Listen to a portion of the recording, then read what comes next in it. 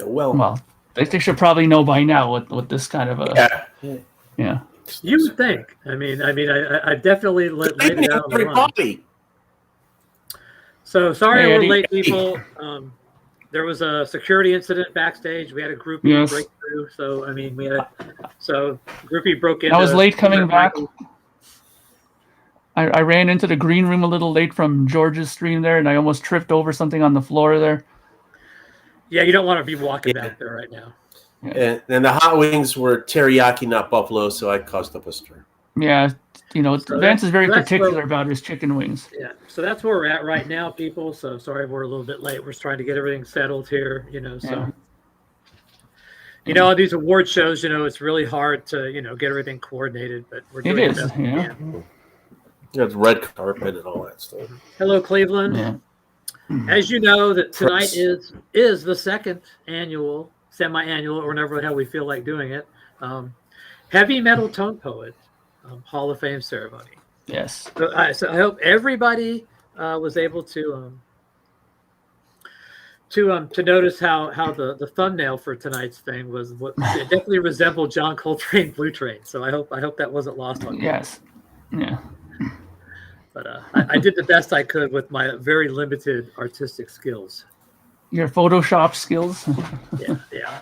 I didn't even have Photoshop. Are you kidding? This was like some kind of, but yes. As you know, this is our homage to the greatest music of all time. Yes. Those hair metal, heavy metal tone poet albums that inspired all of the Blue Note catalog that we know of today. Exactly. Yes. Yes. And a plethora of musicians. Yeah. So sadly, tonight we will have to be doing a posthumous honoring of our first ever Blakey award for lifetime achievement posthumously to the band Firehouse, who lost their lead singer. And I do believe that we will, throughout the night, maybe two or three times, we'll play a Firehouse song in tribute, and Vance and Mark will grace us with their audio skill. Gotta brush up my lyrics. Yeah. Baby, that's ever been a problem before. Actually, once you start hearing this, they had 3 songs that were very popular, so I think you'll. Oh yeah. Yeah, I'll come back. The one I've been warming up to there, so. Yeah, and also I can't wait. Rock on the Radio was it? Mm-hmm. Yeah, they were. Hey, at that time period, Art Blakey said it best. If they didn't come around, my drumming would be much different. Oh yeah, I mean, between that and frickin' CC DeVille. Exactly. And Ricky Rocket. And Ricky Rocket, definitely, they definitely inspired the man. I mean, it's there's gonna be a lot of platitudes come their way tonight. I mean, we're going to honor the best of the best of the heavy metal tone poets. But we would be remiss if we'll start off the show with last year's inaugural winner, which was, by the way, well, nominated by me. We're going to tell you, so this is how it's going to go. We're each going to nominate one song, okay? And then you people in the Peanut Gallery are going to vote on who goes into the Hall of Fame. See? So, not like that Hall of Shame out in Cleveland. We give you the vote. Yes, you absolutely will be voting on this, and you are going to be the ones who decide who wins and who doesn't. We're only going to nominate them, and you guys are going to decide who wins. So this is all up to you. So please take this very, very seriously, because we do here.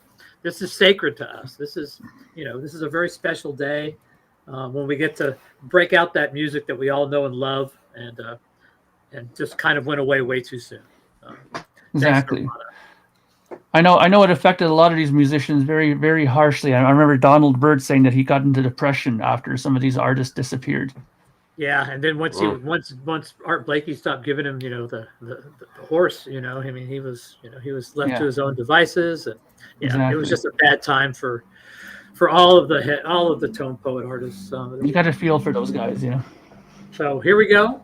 If you have any requests for something you feel is hair metal, especially Mark, Vance, you can put them in the private chat, so feel free to, because I don't have the whole thing pictured out, but yeah, so. Good. This was our first. It's been a while since we let the gallery pick a couple songs too. So.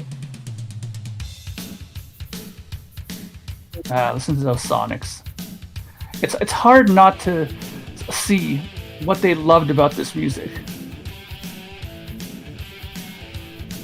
I mean, could you imagine what an album would have sounded like?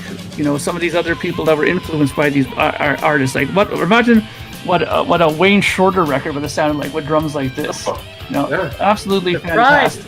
The pride of San Antonio, Texas. He modeled his career after this.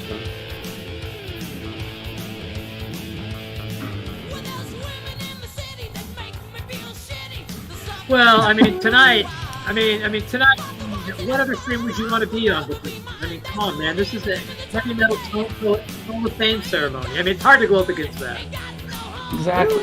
This is once in a year sort of extravaganza here tonight. Yeah. And where else would you hear this kind of quality material but here?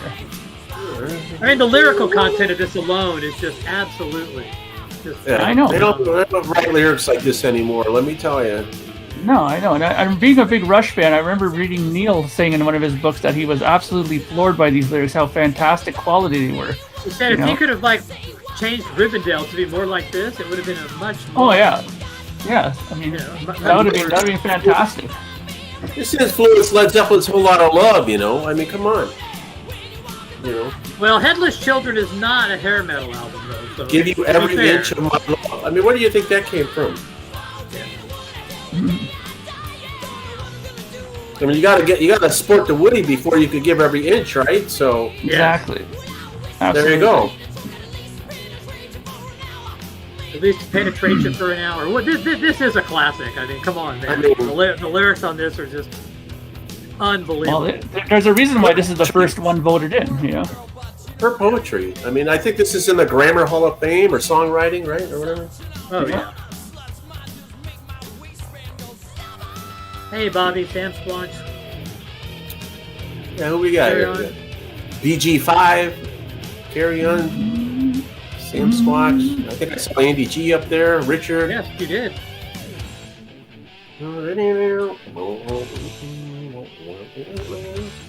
Yeah, this first album, I was all over that, man. I played that a lot.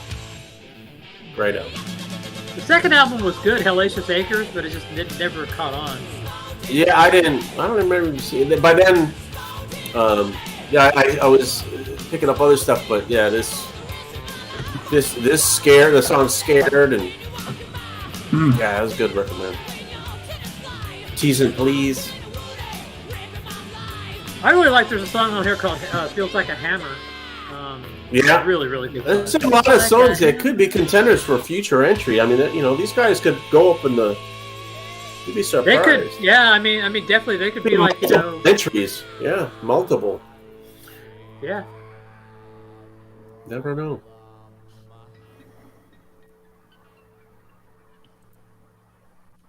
Baby Sport. There you go. That was our first inaugural inductee. Right at the end of that, how many free jazz guys ripped that off right there at the end, right? Exactly. There's a lot of stuff here that people have stolen, you know. The guitar player on this, sounds like him. I remember Wes Montgomery when he was recording this, when he was in Studio A, came in at Hackensack, you know, Rudy Van Gelder at the controls, you know. I remember Wes Montgomery come in and like going, damn, you know, that tone this boy has is just amazing. And, you know, he was trying to get himself a setup like exactly. Tracy Guns, and, you know, what a day that was. It was just incredible. It was just like lightning striking him, realizing that these other guitars there, you know, to steer away from the semi-hollow bodies and to go to solid guitars was the way to go, you know. I cannot confirm or deny that Vane might be a nominee tonight. I can't say for sure.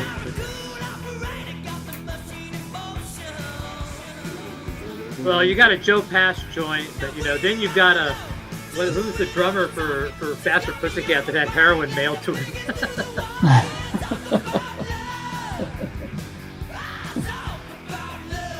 What do you think? You know, that's how Coltrane got addicted. Yeah. Yeah. I heard that it was like Coltrane, the guy from frickin' Faster Pussycat, and and CC DeVille. You know. Oh yeah. Yeah, CC will figure prominently in this time period for sure. I mean, he was all over the place. And I can promise you that Hot Cherie is not a nominee tonight. So if you're anticipating a little Hot Cherie tonight, it's not going to happen. And the interesting thing that people don't realize is that there's a lot of cross, referencing. Like we said earlier, some of these studios back in the day, they had like 4 or 5 different studios: Studio A, Studio B, Studio C. So you would have like Poison in Studio C, and then you'd have like Lee Morgan in Studio A recording. Mm-hmm. So sometimes they would walk into each other's sessions, and then there you go. Because Absolutely fantastic. They were so high, they'd step into the wrong studio and sit down and start playing. Next thing you know, something magic would happen. Yeah. Bobby Dahl would appear on a Lee Morgan record out of nowhere. Well, Right. like the girl in this one is actually Betty Davis, Miles Davis's wife at the time. Oh yeah, okay. That's Betty Davis on vocal on background. Oh, I didn't know that. Fantastic. Now it'll make sense now. Yeah.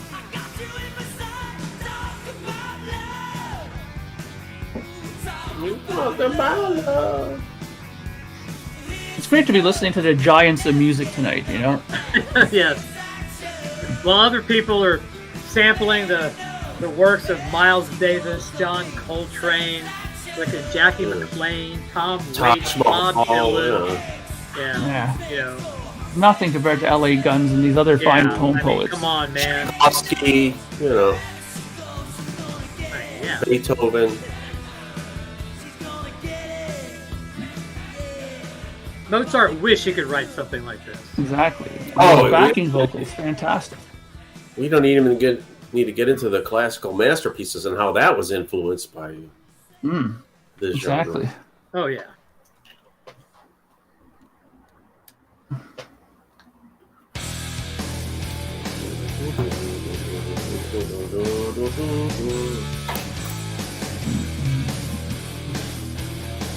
I have Love Hate is on the playlist, Kirion, I promise you that. Bullet Boys. Greetings, Jeff. So, Jeff. Yeah, Hey, Raphael. Of course your baby likes the Switch. She's been hanging out with frickin' Hank Mobley. Exactly. So Jeff and Steve, I don't know if you guys know how the heavy metal tone poet works. No. So tonight we celebrate, the greatest lyrical and musical giants of our lifetime, the guys who inspired the Blue Note catalog, bands like Winger, L.A. Guns, Poison, Warren. Yeah, well, yeah, it's a heavy metal tone poet. Pretty much, they have to be lyrically strong. We just the first inductee was Sportin' a Woody by Dangerous Toys. Which we know heavily inspired Art Blakey and some of his recordings early on. So Grant Green, was really really leaned on. What's this guitar player's Mick? What's his name? Mick Sweeta, yeah. So I remember Grant Green, peeking around the corner, at Rudy Van Gelder's, trying to pick up some tips. Patrick, I think I screwed up. I thought you said favorite scary metal band, not airy. No. Sorry. Ah, man. You're at the wrong show. So. Yeah. So Steve, where do you fall in on the hair metal tone poet list? What is your favorite hair metal band of your lifetime? For me, it's got to be Motley Crue. I believe they were a nominee last year. Yeah. They, Theater of Pain being one of the giants of the hair metal extravaganza. Tone poet reissued several times. A staple. Yes. Girls is definitely a Tone Poet Hall of Fame. I was thinking Blue Murder. I was thinking Blue Murder Sex Shop. That's a good one. Yeah. They're almost too legitimate though. Well, kind of. Yeah. There is somewhere in the vaults a Bobby Hutcherson xylophone version of Girls somewhere. Oh my god. So, Oh yeah. thought you were gonna say Bobby Gas. Xylophone. No. Yeah, Bobby Gass and his xylophone playing. It's well known. Yes. So if anybody doesn't want to be associated with this Let's video, see. and you want to, and you need to leave just to save your VC. reputation, feel free. I mean, this is this is not going to do well for your reputation. Trust me. That's true. Oh well, my reputation, yeah. Although this is not as bad as being seen on a Yacht Rock episode. So yeah. God, I proudly wear my yacht rodism. I love it. Yacht rock. Now this band might be nominated tonight because they definitely have a song that is worthy of consideration. Oh yeah, there's definitely a few in the consideration from this band. Yeah, This is one of the giants. You know, the Mount Rushmore of tone poets. I mean, especially from a video perspective. Oh my God! I mean, this doesn't get Nobody can dance. I mean, I remember Art Blakey saying that nobody could dance as good as Kip Winger on stage. You know. I mean, Christopher Free knows that the opening riff to Lay It Down is better than anything John Coltrane ever wrote. Christopher's right on with that comment. Absolutely right. spot on. He is right. Yeah, I agree. The jazz bums are rolling in their graves right now. And Christopher, just a little sidebar here. Let me know if you received your CDs that you ordered that I sent you. Right now, Jazz Bum Mike is waking up with some weird presence like that. Like service to the jazz force right now. So yeah. I mean, Patrick, you absolutely have some Brittany Fox in here, right? I can't confirm or deny that Brittany Fox is on the playlist. All right. Being that this is an award ceremony show, we do like to keep some things under wraps a bit at the moment. It will appear in time, my friend Jeff, but you will see. I'm sure you won't be disappointed with the selections. All will be revealed. Yes, exactly. I apologize, guys. I went to Decibel Fest last night in Philly, and I woke up today. I saw your video. Nobody has the new one yet, Christopher. Nobody has the newest one yet. I haven't received them yet. So I'm going to be sniffling a little bit. In fact, that keyboard we play. I mean, it's just keyboard so change there. inspirational. Chick Corea allegedly played on. Yes, that. exactly. Chick Corea was all over that. Goes the waddle.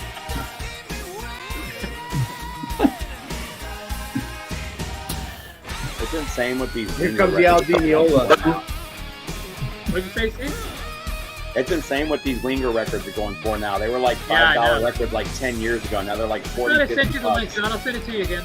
Oh, because they've become such fantastically renowned records within the community now. So.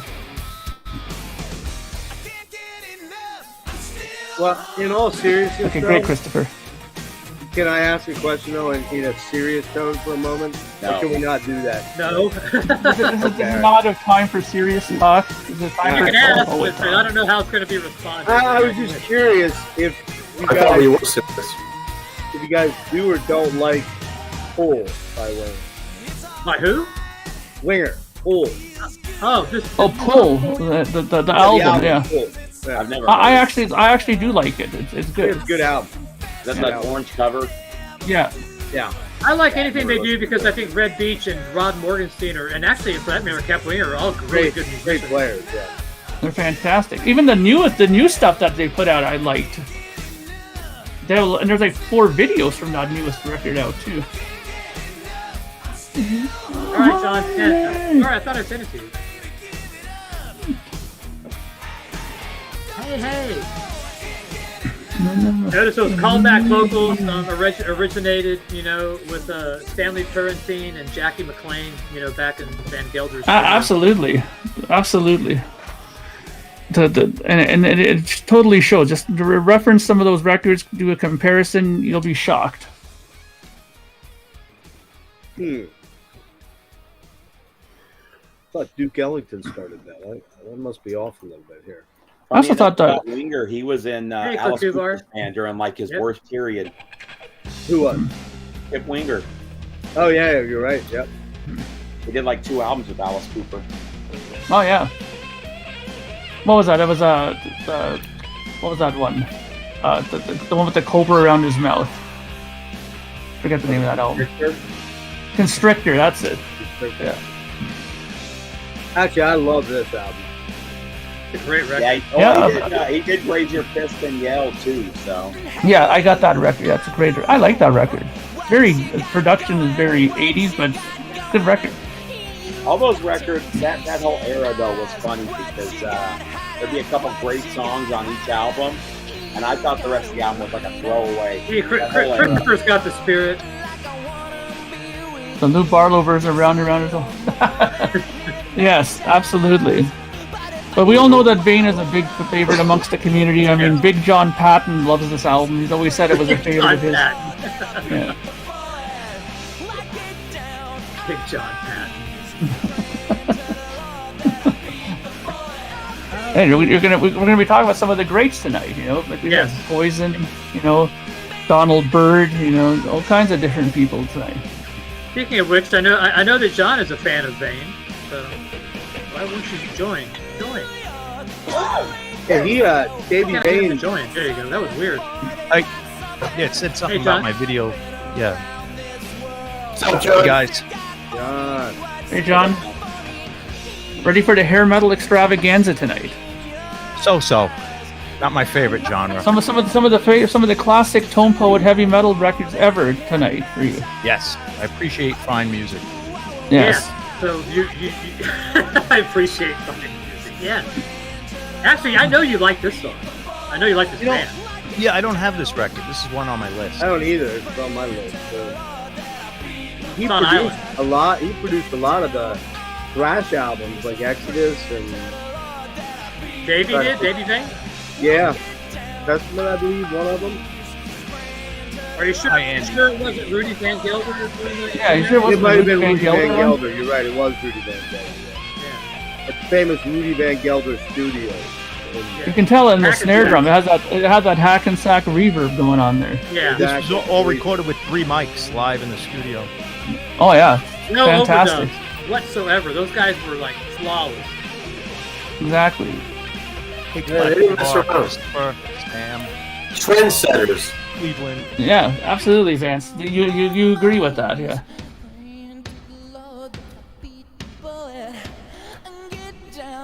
Island was not the right label for these guys. Yeah, right. Yeah, Island Records. Yeah.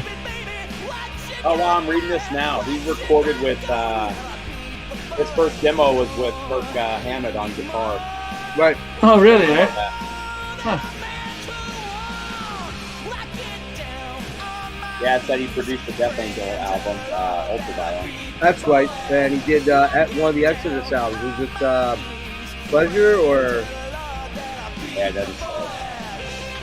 Davey Bane did? I'm sure he did. All it says in Discogs or in Wikipedia is Ultraviolence. Yeah, I could see he did.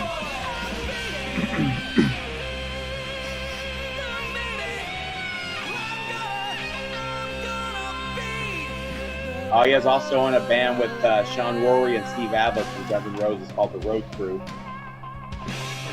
Huh.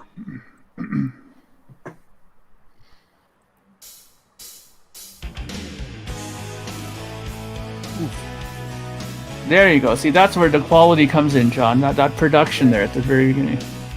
Nothing like getting a John. Ooh. That means you know you got something good. Yeah. Yeah, that 80s keyboard is just the best. The best. Well, you know, Herbie Hancock wanted to buy one of those after he heard this song. Like, he was right on it. Yeah. Hey, Vance, nice score on that display. Yeah, dude, it's huge. You mount it to the ceiling? It's big. Yeah, I gotta do something about it, but I could. Maybe 2 wires, like, and then I don't know, like with hooks on the back of it. No, I don't. Yeah, know. I could. I could. Yeah, they know me over there, so they kept that aside for me. So yeah, you can take it. You don't need it for like a couple weeks till the album comes out, at least.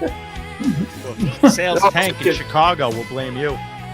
Yeah.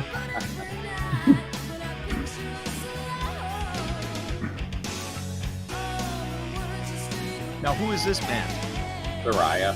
Soraya. Sandy American. Soraya, I think was her name. Was that the? Yeah, that was actually her name. Yeah. She was gorgeous, as I recall. Patrick's big on her for sure. Yeah. I can see John thinking about it. He's thinking about going to Discogs now and grabbing this Oh. record next. Definitely not. Too But- classic for my class. But make sure you get the Tone Poet edition of this one, because for sure it has some different sonics to it for sure.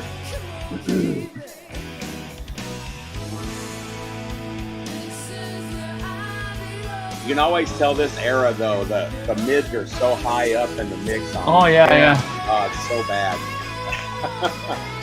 What you mean to say is it's so bad it's so good is what you're trying to This say, is right? Elisa's I'm not mini saying that first at all. song right here. This is the Elisa's mini first sweet spot right here. Get like Totally the a midi Tom version. Scholz Rockman sound. No, it's Elisa's mini version. I'm pretty sure. Yeah, that's what it is actually. I know that anywhere. I have these freaking nightmares about the Elisa season.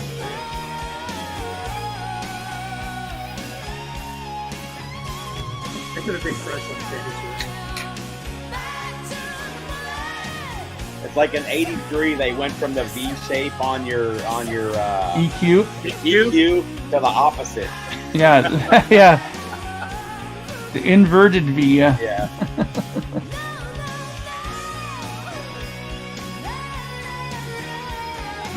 He was actually married to Brian Reed of Tesla for a while.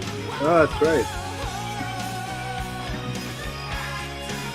Fiona, yeah, Fiona. Fiona was like did that song with Kip Winger. Text Me Up, heard that song? Jackson Maine.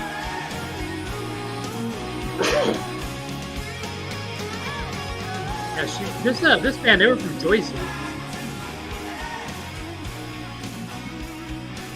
Yeah, they used to actually play up in Big this area influence back off then.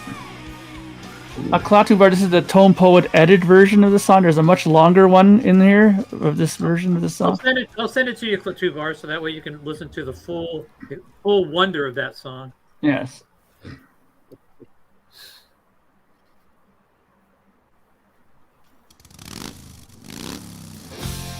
Oh, here we go. We were talking about earlier about the Mount Rushmore of hair metal Tone Yeah. Poet releases. This is it right here. You know, Like I these said, guys David- will be. There's a Hutchinson xylophone version of this somewhere on a Tone Poet release, I'm sure. They'll be nominated in due time. Oh yeah. As soon as they started it all. Right, Kevin. There you go. There you go. See, people are starting to get it. We're getting it. You know what we're going for here. There you go. Yeah, exactly. There you go. We encourage. It's very nice, Kevin. The electric period. We encourage all of y'all to let us know, how you interpret, these songs and their tone poet connections. Embrace Yes. the wonders, and we're trying to explore. So just so you guys know, advance, Mark, get ready because we're going to have the first Blakey performance of our Blakey induction. Okay. Just so if people have joined us late, we're inducting posthumously Firehouse into the Heavy Metal Tone Poet Hall of Fame. That's the death of lead singer CK. So performing tonight, a couple of select tunes will be Mark and Mark's band. Hey, Girls.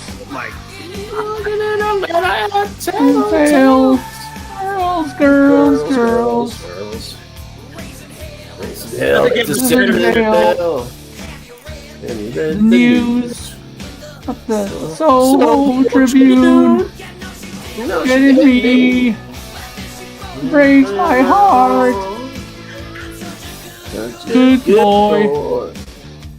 I just that video where they transcribed the lyrics to Vince Neil on that tour of Can't Stop My Heart? It is really one of the funniest things. Yeah, the I love funniest that. one is the picture of him and then the picture from Frosty the Snowman, the Abominable Snowman. Oh And yeah. they look exactly alike.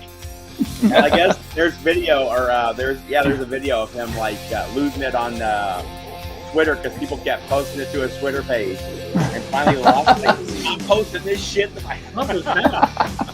Did anyone see the the Nikki Six little thing he posted about the bass player school? No. It's hysterical. Some guy's up there and he's got a meeting of all bass players. There's like long hair guys, like every stereotypical bass player. And it's all about him like getting down on bass players. Come on, guys! Like all you do is stand there. You're a bunch of bookends, and he shows on the screen like picture John Entwistle. He says like you hardcore metal guys with the goatees. You're doing a good job, but like everyone else, you just stand still. He says, we got, there's a couple good ones like Flea and Les Claypool, but it's hysterical. I guess with Nikki Six, it's pretty easy to move around and jump around like a crazy man when you're not actually playing. You're actually playing, right? Yeah. That's the Pete Way influence. Yeah, Wayne Shorter might have been on King of the Hill. Wayne Shorter definitely got around. He played on a lot of sessions. Rudy like to call him. Isn't he the one that just died recently? Yeah, he was like 99.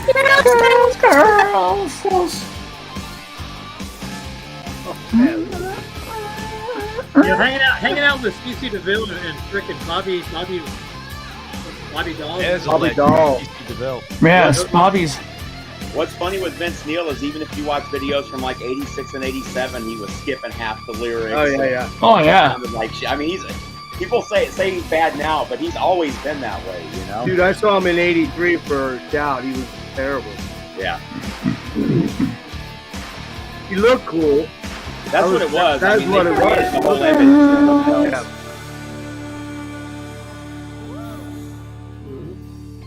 Oh man, King of the Hill, I Do You.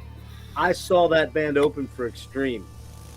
That was, you're talking like the top of the top shelf. Ooh, that reminds me. Okay, just so y'all know, Vance, Mark, are you ready? This is so. Our inaugural Blakey Award goes to the band Firehouse from North Carolina, I do believe. Mm-hmm. Yep. So Yep.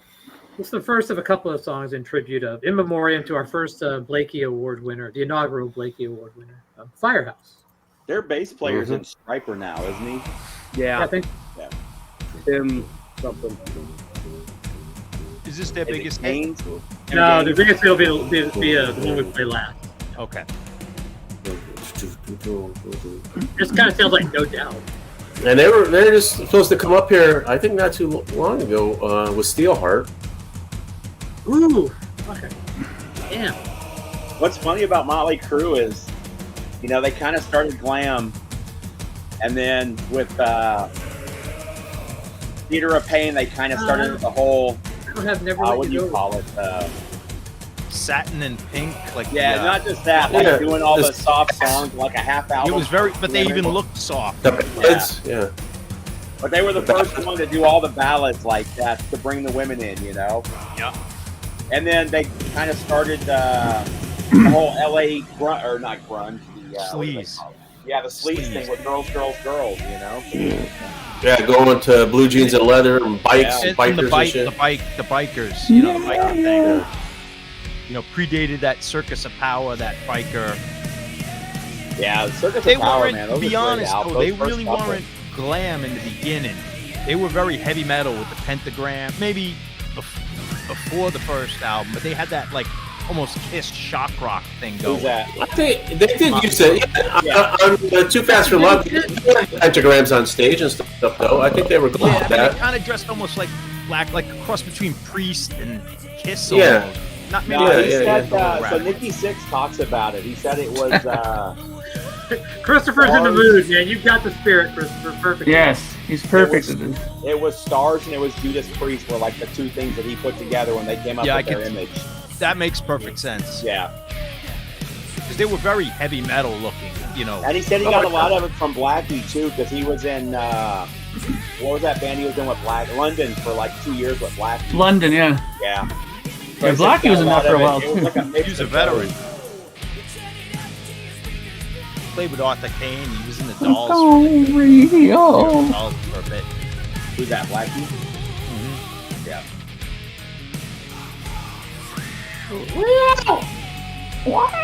I guess like him and Mick Mars would have been around the same. Yeah. Mick Mars is like older That's than a Dirt. lot older, though, because like the bands I was in at 19, the guys that were like 30, or like old men in the scene. You know what I mean? Oh yeah. That 10 years makes such a big difference in the. These early guys were bands. fresh out of dropping out of high school, pretty Yeah. much. You know, that whole scene was.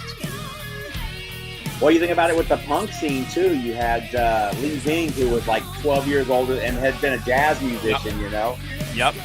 And all these young He looked 19-year-old, 18-year-old punk kids. Like if you look at that decline of the Western civilization, maybe X are kind of in the middle. They're like 22 or something. Yeah. But everyone looks like teenagers, and Lee Ving looks like a full-grown man. He looks like my father coming out. Yeah, he was already like 31 or 32. Yeah. Absolutely, Coach Bar. Absolutely. Warrant totally qualifies for 2-bar, and you might be nominated soon as a what do they call it, one of the behind the scenes guys. Behind the scenes award for Klatubar with Firehouse there. Fantastic. Are you on the artistic end? Were you on the recording end? I think it was A&R, I think. Oh, A&R. Oh, okay, that makes sense. Sure. 'Cause I know that he said he worked a few records before, right? So.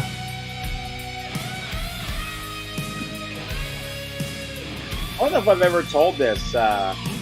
One of the guys who used to run one of the record stores here in Atlanta was a engineer back in the 80s. And he did a bunch of some of the hair metal stuff. And he was talking about Vixen. He did the Vixen debut album. And he said the drummer, she would get wasted and drum naked when she was in the studio. Petrucci. What's her name? Roxy Petrucci? Roxy. Yeah, Yeah. Roxy. I'm not He gonna said- lie. He said her big thing was getting drumming naked in the studio. I think we need to see proof of that. Just saying. Well, he said she looked a lot better with her clothes on, whatever that means.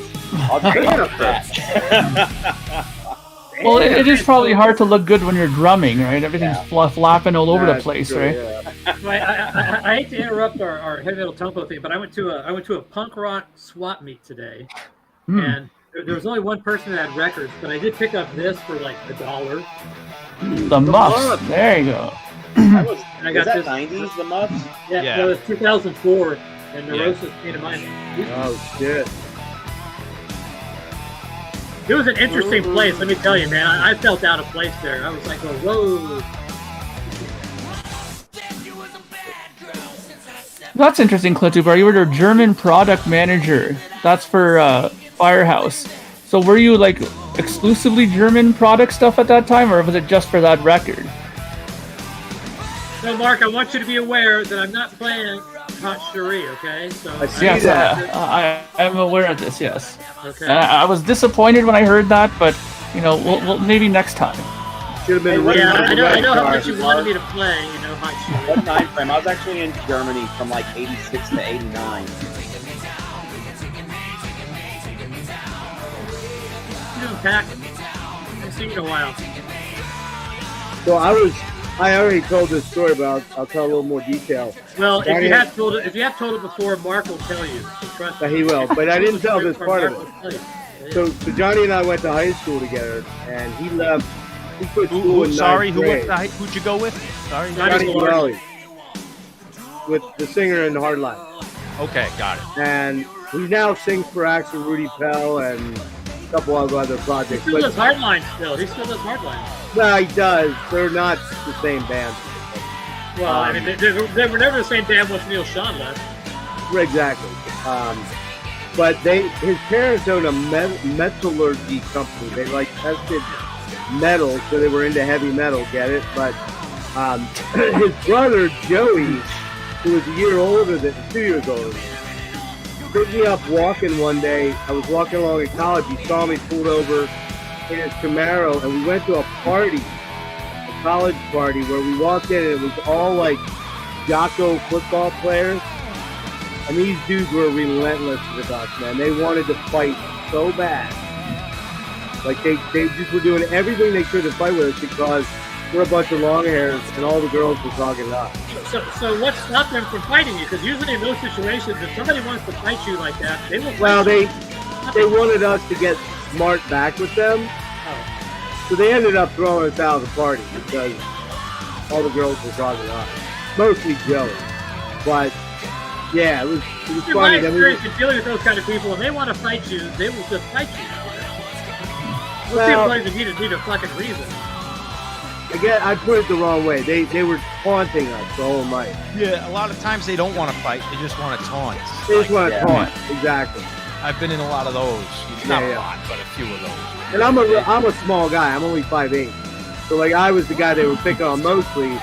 Joey was probably 6 foot, and he was sticking up for me. And it was just one of those weird nights where they're like, "Well, you guys weren't invited to get the fuck out of here." And that was kind of how it went.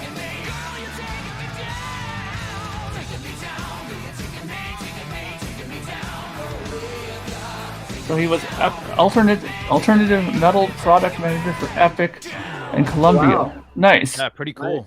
Welcome, Yeah. Dan.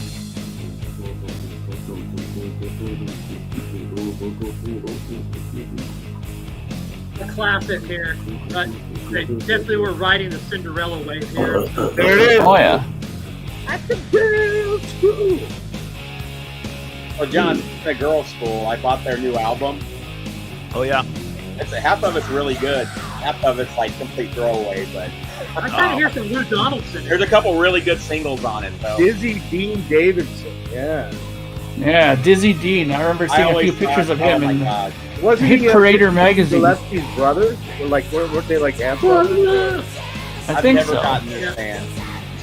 Yeah, Rudy would have this guy on Eddie James and stuff all the time, background vocals, and you know, Nina Simone wanted him to do background. Yeah, she did. I heard that too. She wanted in on this stuff. This is I way mean- more AC/DC than I thought. I thought this was like a real girly band. Nah, James doesn't do something. They had the look, and their lyrics are School. like a 2 out of 10. That's why George Wildheart likes him so much. Yeah, Yeah. George loves Britney Yeah, Fine. I think he I knows one of the guys. No, he Yeah. knows the guy. I knew all of them, Yeah. I think, or at least Yeah.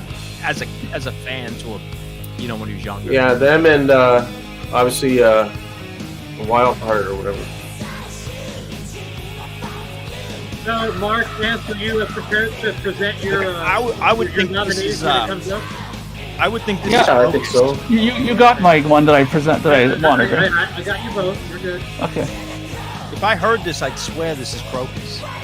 I love this. Actually I reminds me of Cinderella. some of the early Accept. It sounds like yeah, it's got a bit of an Udo vibe. Yeah. Yeah, I can hear the Crocus reference there, but yeah. This kind of reminds me though, like 81 Accept. Yeah. School. Where they're kind of transitioning between punk and metal almost, you know. Can you play Crocus? Long Snip Goes Boom, or are you a set? You have a set list? I don't have a set list, but does Focus qualify? I think. Well, That's we're like playing AC. Blue Murder. That So sounds just like this. It's Long Stick Goes Boom is a Boom, nice yeah. double entendre. Yeah, they definitely had the glam lyrically, it lyrics. does definitely fit. Yes, sir. You are correct. But it's more like this style. Yeah.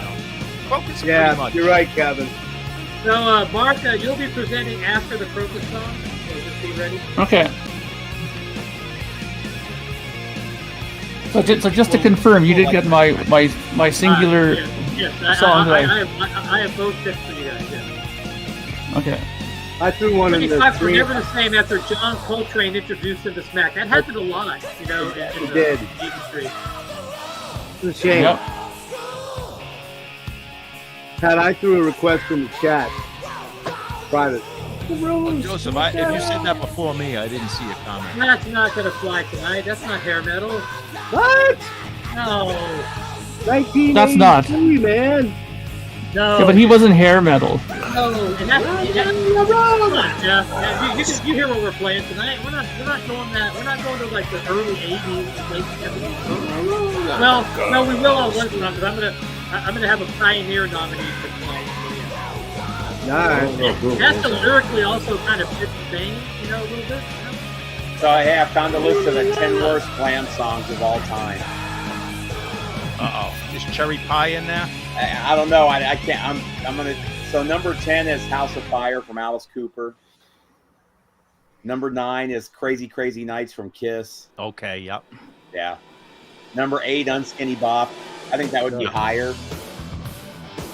Number 7, I don't agree with this one, but Love Is Only a Feeling from the Darkness. Yeah, I don't even know it. Number I know 6 the is band. Cherry Pie. There we go. That was my song. Oh God. Number 5 is Above the Law from Heart. Insane. From who? Above the law? Star. Really? Number 4 is Have You Ever Needed Someone So Bad from Def Leppard. Def Leppard, yeah. Yeah. Number 3 is No Substitute from Vinnie Vincent. I can think of a lot worse songs than these. Yeah, I know this is a very good list. It's a pretty good. It's only on there. Calling Angel. And number 1 is I Want to Be With You from Pretty Boy Floyd. Oh man. Yeah, Pretty Boy I Floyd don't are know a about classic. this. Yeah. That's kind of a shitty list. Yeah, that's a bad list. The Vinnie Vincent's only on there because of the way they look. That's not that you like. Well, and Vinnie Vincent was a better guitar player than 80% of the other Oh yeah. slam guitar players.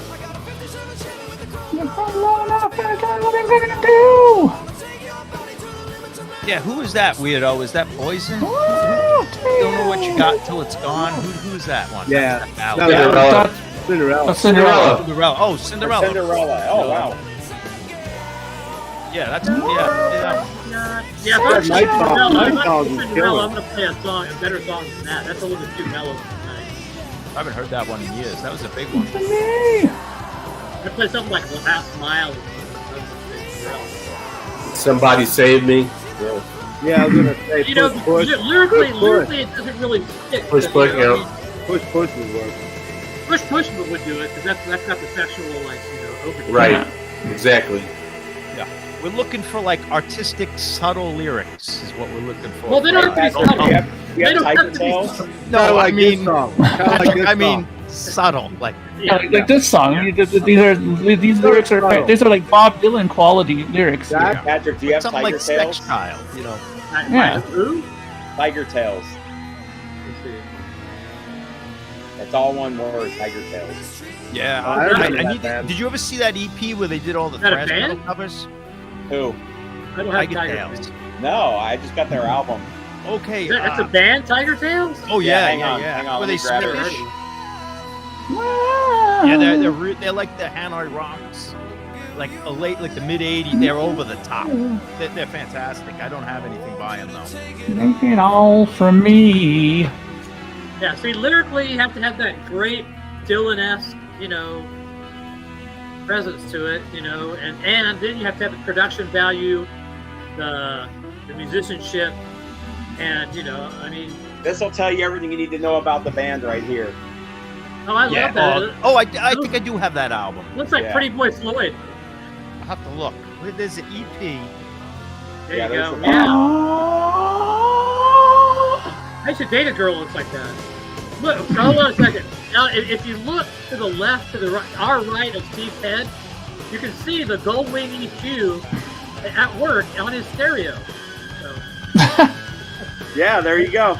there you go. And it's always music from the 80s that I turn it on for. It's usually turned off.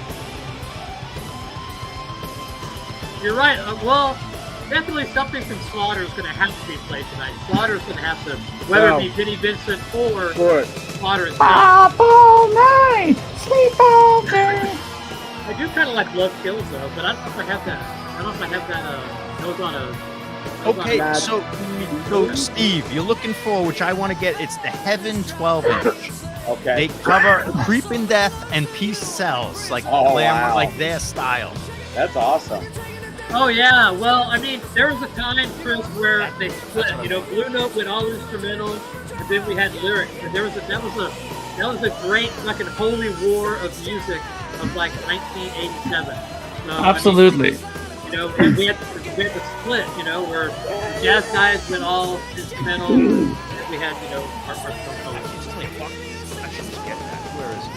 They're always overseas. Jesus.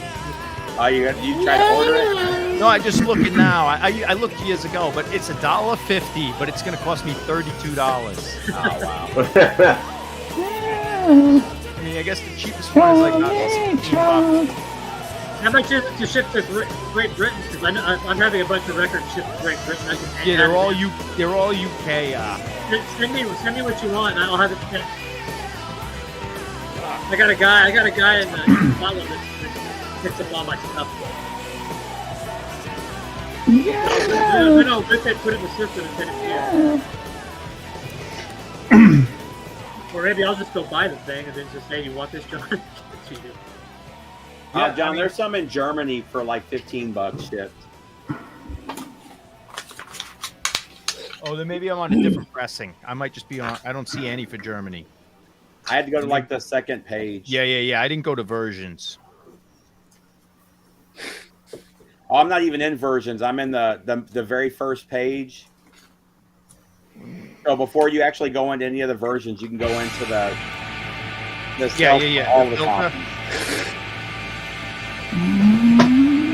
Oh, but never mind. No. It's only. I think you have the wrong item. Yeah, it's only the 12-inch. Oh, wait a minute. Maybe it's on. I just clicked real quick. I didn't do an investigation. I don't Yeah, have the 5 acoustical the jam, 7-inch doesn't have creeping death on it. Yeah, you need both. This is so good of a tune. So you got to get the 12-inch. This is Long AC/DC stick goes sound boom. alike. Total AC/DC sound alike. But vocals should sound very much like Britney Fox. Diamonds and rust.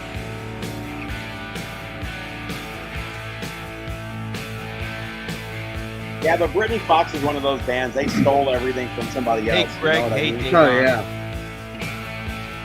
I do not have a 5 acoustical jam. Who need a man on the screen and don't know which way you want to turn? Mark, you're up next on your presentation. Yeah, I'm ready. There's a Swedish glam band that are kind of like Tiger Tails that I have a right. I can't remember who they are. But they're really good. I can't remember.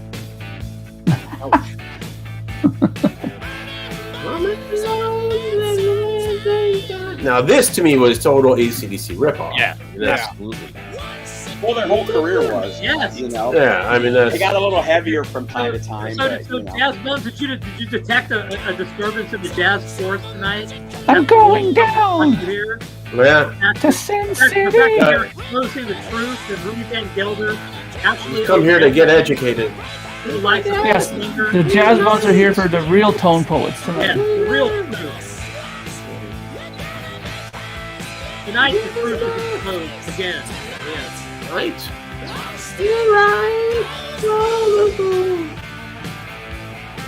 Straight from Hackensack. About to rock. I heard that Rudy Van Gelder shipped the reverb tank to Switzerland to record this song.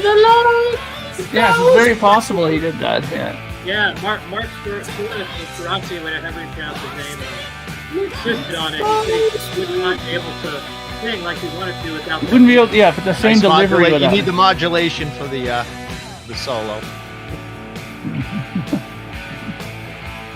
Well, you know, Kevin, remember when Brett was smacked on the head by some gear? Rumor is Kenny G was seen in the backstage area that night. Yes, True that story. is true. Wow. Yep. What a rebel. Yep. Yes. Oh, listen to this one. Here's the A lyric. lot of controversy that is trying to take him out. Chet Yeah. Baker was a loose cannon when he was on meth, I'm telling you, man. Brett Michaels Absolutely. barely escaped with his life. Barely escaped with his life. He was very, very jealous of Brad Michaels' looks. And he was very jealous of his writing ability. So Chet didn't want to take it anymore, you know. Yeah, because Chet also tried to that thing and he couldn't pull it off. He just got frustrated. Yeah, absolutely. I think he wanted Brett's insulin pump too. Yep. Not sure, but I think that had something to do with it. Well, I think he wanted his own VH1 reality show.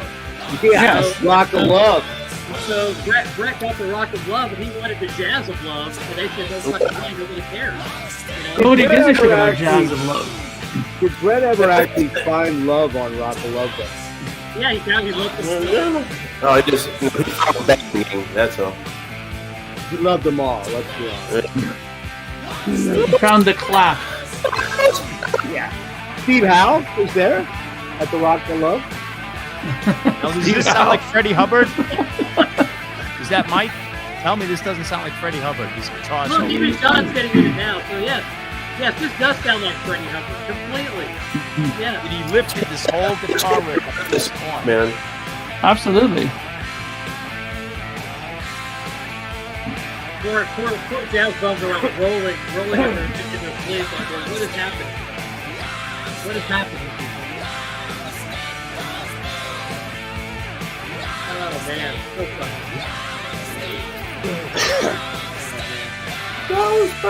I forgot about that incident with Chip Baker though. Thanks for bringing Almost it up. free jazz right there. That little outro. Absolutely.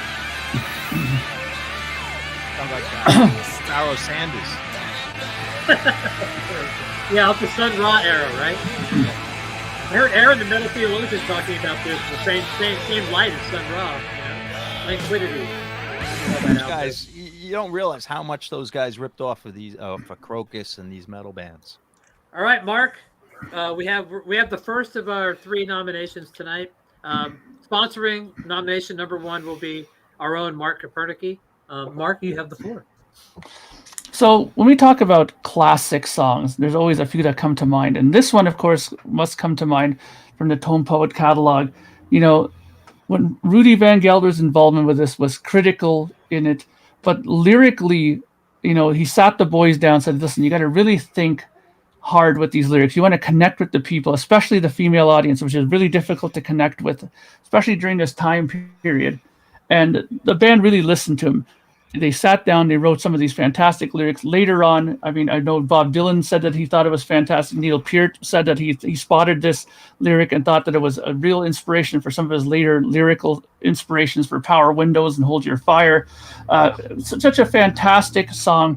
And of course, we're talking about the band Danger, of course, which is one of the classic bands of all time. Obviously. Tone Poet classics. And the song Slipped Her the Big One has always inspired many a people. Yeah.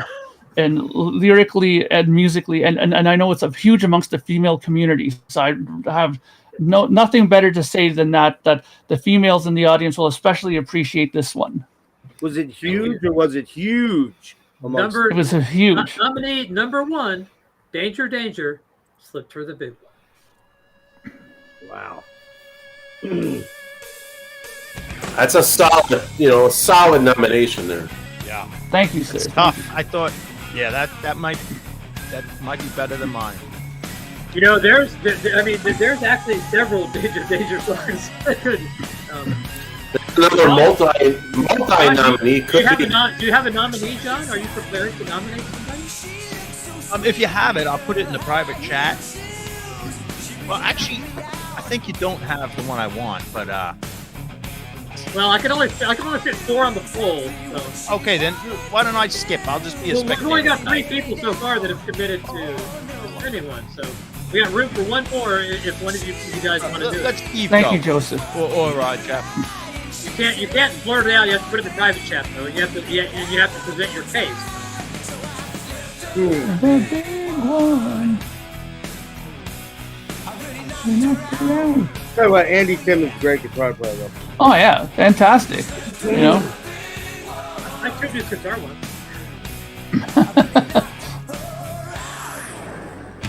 Super nice guy. He's in a band called the Molly McGuires in Dallas Fort Worth area. Tone Poet is like an excellent, fine piece of recorded music. Yeah. Of course, that's with a straight face. Of course, I meant every word of it, Joseph. So, the heavy metal Tone Poet, as I said earlier, is when you have a mix of great production, great vocals, great musicianship, artistic lyrics. Yeah, Yes. I mean, lyrical integrity, and stuff that inspired the Blue Note jazz musicians of old, I mean, These Absolutely. are the types of albums you wear the white gloves to put on the turntable. Oh. That's John. You know us very well, John. Rudy Van Gelder, What we're looking for. No, it's not the Heavy Metal Hall of Fame. It's the Heavy Metal Tone Poet Hall of Fame. Okay? Try to keep up. See, it's good to see that John he's connecting with this now. He's starting to see the light. You can't deny this one. This is the one they sent off into space in the satellite. Yeah, exactly. Copy of See it? this.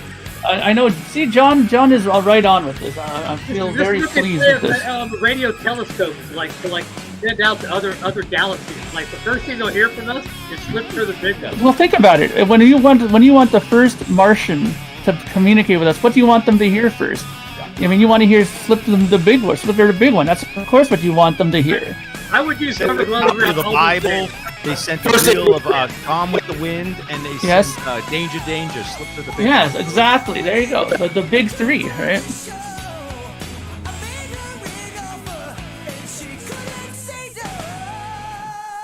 You know, we've come to Earth to slip for the big one. I mean, that's what. Yeah, exactly. There you go. Vance knows exactly what's going on there. That's what we're. You know, that's. Think about it. Their first English they'll learn is from this song. Yeah. That's fucking scary. Greetings, Earthlings. Come to slip big one. We come to big one. Well, that was a previous nominee. So. Yes, Let's Put the X in Sex is another classic potential. It has all the qualities of a fine tone poet release.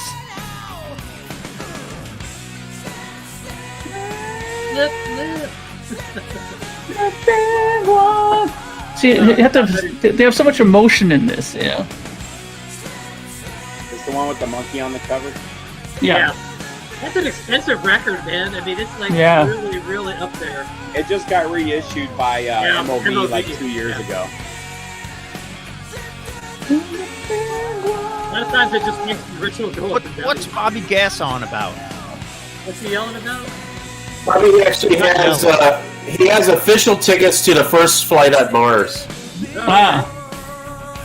He has them. I remember him showing them. You know, They're like on his wall. Big Balls would be more of an influencer, like a godfather. Yeah, that's a proto. That's a proto tone. Yeah, exactly. Yeah. Like Kiss, Ladies' Room, like those. So I do have a proto nominee for. Like the forefather, you know. We don't want I'm glad, Kevin, that you think this is amazing. See, we've converted another tone poet person now, Kevin. You know, Congratulations. Once you catch the fever, it never leaves you. You know? Exactly. There's a reason why these are standards. Exactly. Do we have I don't Into have the that Fire album, coming on tonight, Patrick? I don't have that. I might have the album, but I don't have it. But that reminds me that song reminds me of the song I need to put on the list here. That's a Roxy Blue song too. Wow. But I don't have the Slave Raider recorded. Okay, that's a nasty one. Do you have Into the Fire, Patrick, from Dawkins? I think so.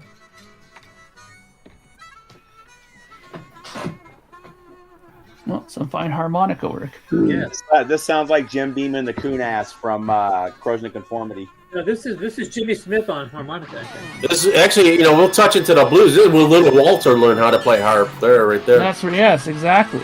Nah, this is one I was thinking about. Yeah. And you know, it always makes it just a little bit better if you can include some jailbait lyrics. That makes it just a little bit better. That brings it up. Like she's only 17. Yeah, Oh, that's the quality lyrics right there, Steve, that you're talking about. Ash Commode, you've never heard a stripper pick John Coltrane go out. Exactly. Yes. No one's dancing to a blue record there.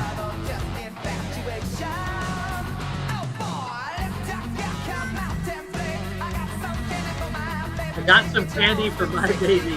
Yes.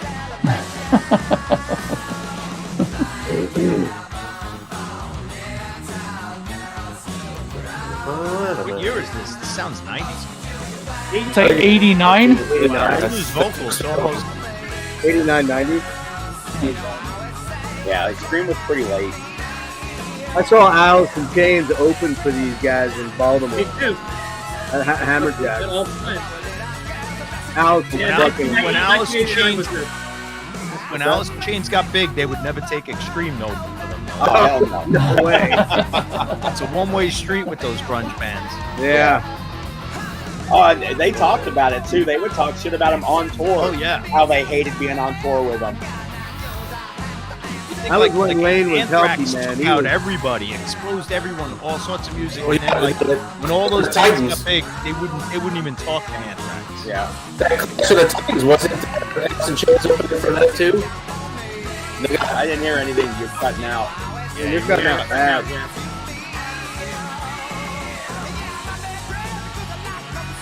Hey Sam, that rat though, I tell you what, they got the best commercial out the last couple of years.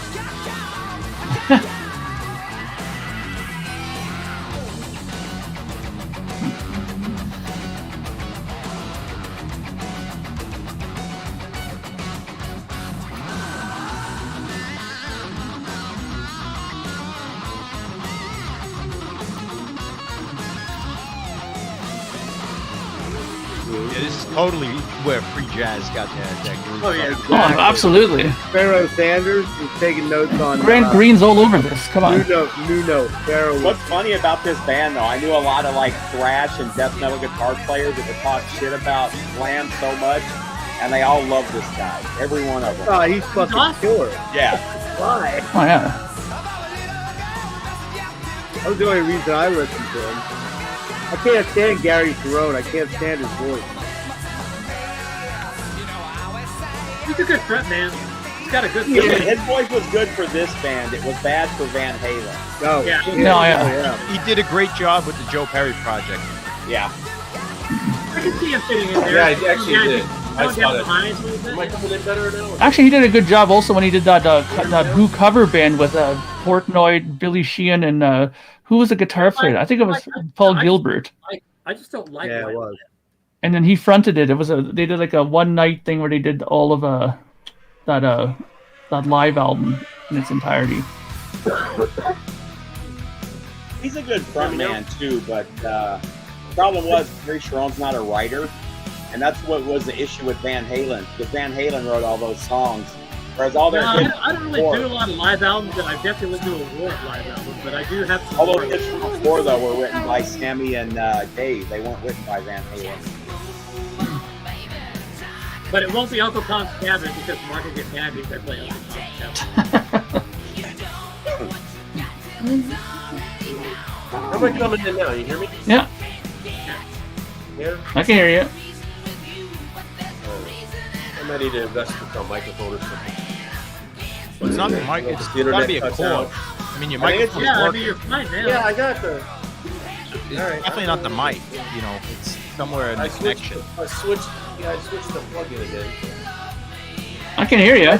It might be your connection because when you talk, there's like a delay. I do like Vito Yeah. Braun as a player mic, but I just can't stand fucking My the Wi-Fi. singer, Mike, whatever his name is. White Lion. Mike Tramp. Mike Tramp, and I hate the lyrics. I hate everything. I mean, I love Vito Braun's playing, but everything else about White Lion I fucking hate. Rise again, little fighter. Vito Braun. And let the world know the reason why. Stop it. Why? Stop it. Let it know the... Wait, I never had a chance to love you.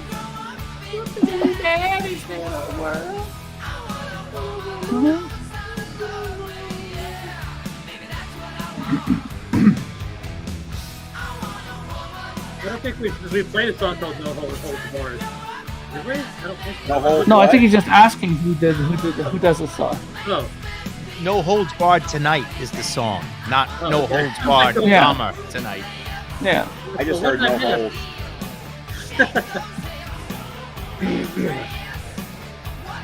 I have no idea. Yeah, I don't know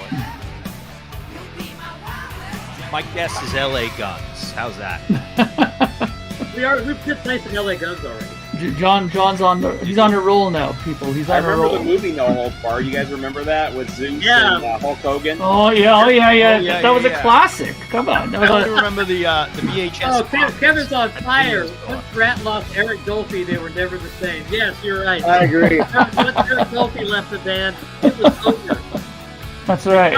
They tried to get Ornette Coleman in there. It just didn't work out. It was like Yeah. Ornette Coleman just didn't work out. You just couldn't get the vibe. Yeah. See another one taken by Why they're Seth. like, let's bring in that Crosby kid. Kevin, you're on fire tonight. You've definitely got the spirit of the He is. Oh, yes. I love it when the audience, like the peanut gallery, gets involved. So. Remember, Yes. you guys are going to be voting soon on who actually gets inducted. You guys are going to make the difference, not us. You guys. Is this a Power is going to be nomination? all in your hands. No, it's not. Unless you. Well, we still only have 3 nominations. No, he picked Into the Fire, I think. No, that's not. Who picked Into the Fire? I thought No, I just wanted them to play the song, not Oh, okay. Yeah, that doesn't really fit the criteria. what. Let me just see if you have this one. I have one that might work, but Into the Fire from Dawkins doesn't fit the criteria. Lyrically, but it does era-wise and look-wise, for sure. Patrick, yeah, do you have lyrically, that? I though. don't know if you do. It's off an EP or a mini album. Oh, here's another one you might want to check out. no, I just have recorded. I just have metal on metal recorded. Okay.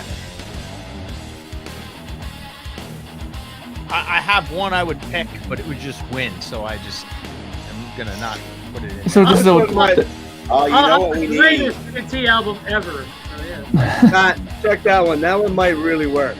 Oh, if that you have definitely works. Jeff's definitely works. Unless we did that one already, I don't know. No, let me see. I haven't done that one yet. But I don't know if I have that recorded. I have the album.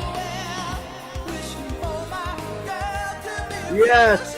No, I don't have it recorded. But I do have I do own the record.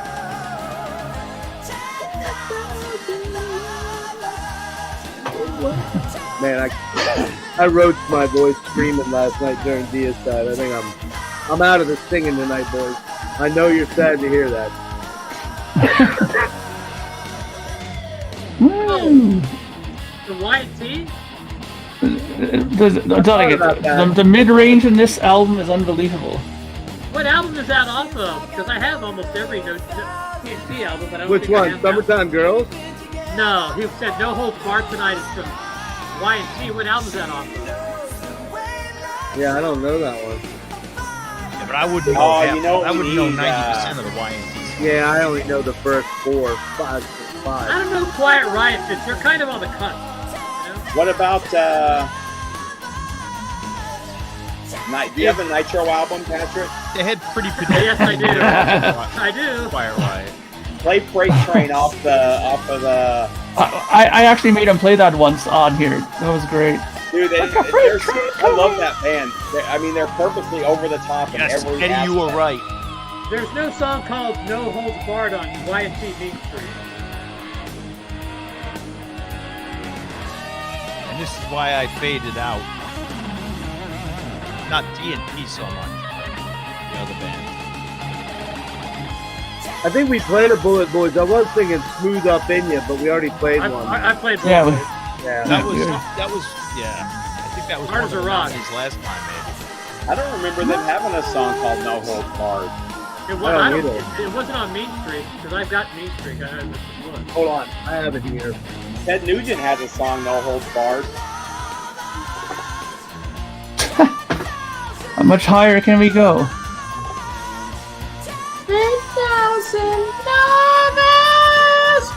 This guy's There you go. up there. Nailed it. Yeah, but a lot of these guys couldn't get that high. They recorded at a slower speed, and then they fucking Yeah, they pitched the tape down and then Kind of like Ozzy did on. That was like, No, that no was- tricks over here like that. They said Led Zeppelin did it on a couple songs too. Probably fucking what's the fucking Jimmy, a rubber plant.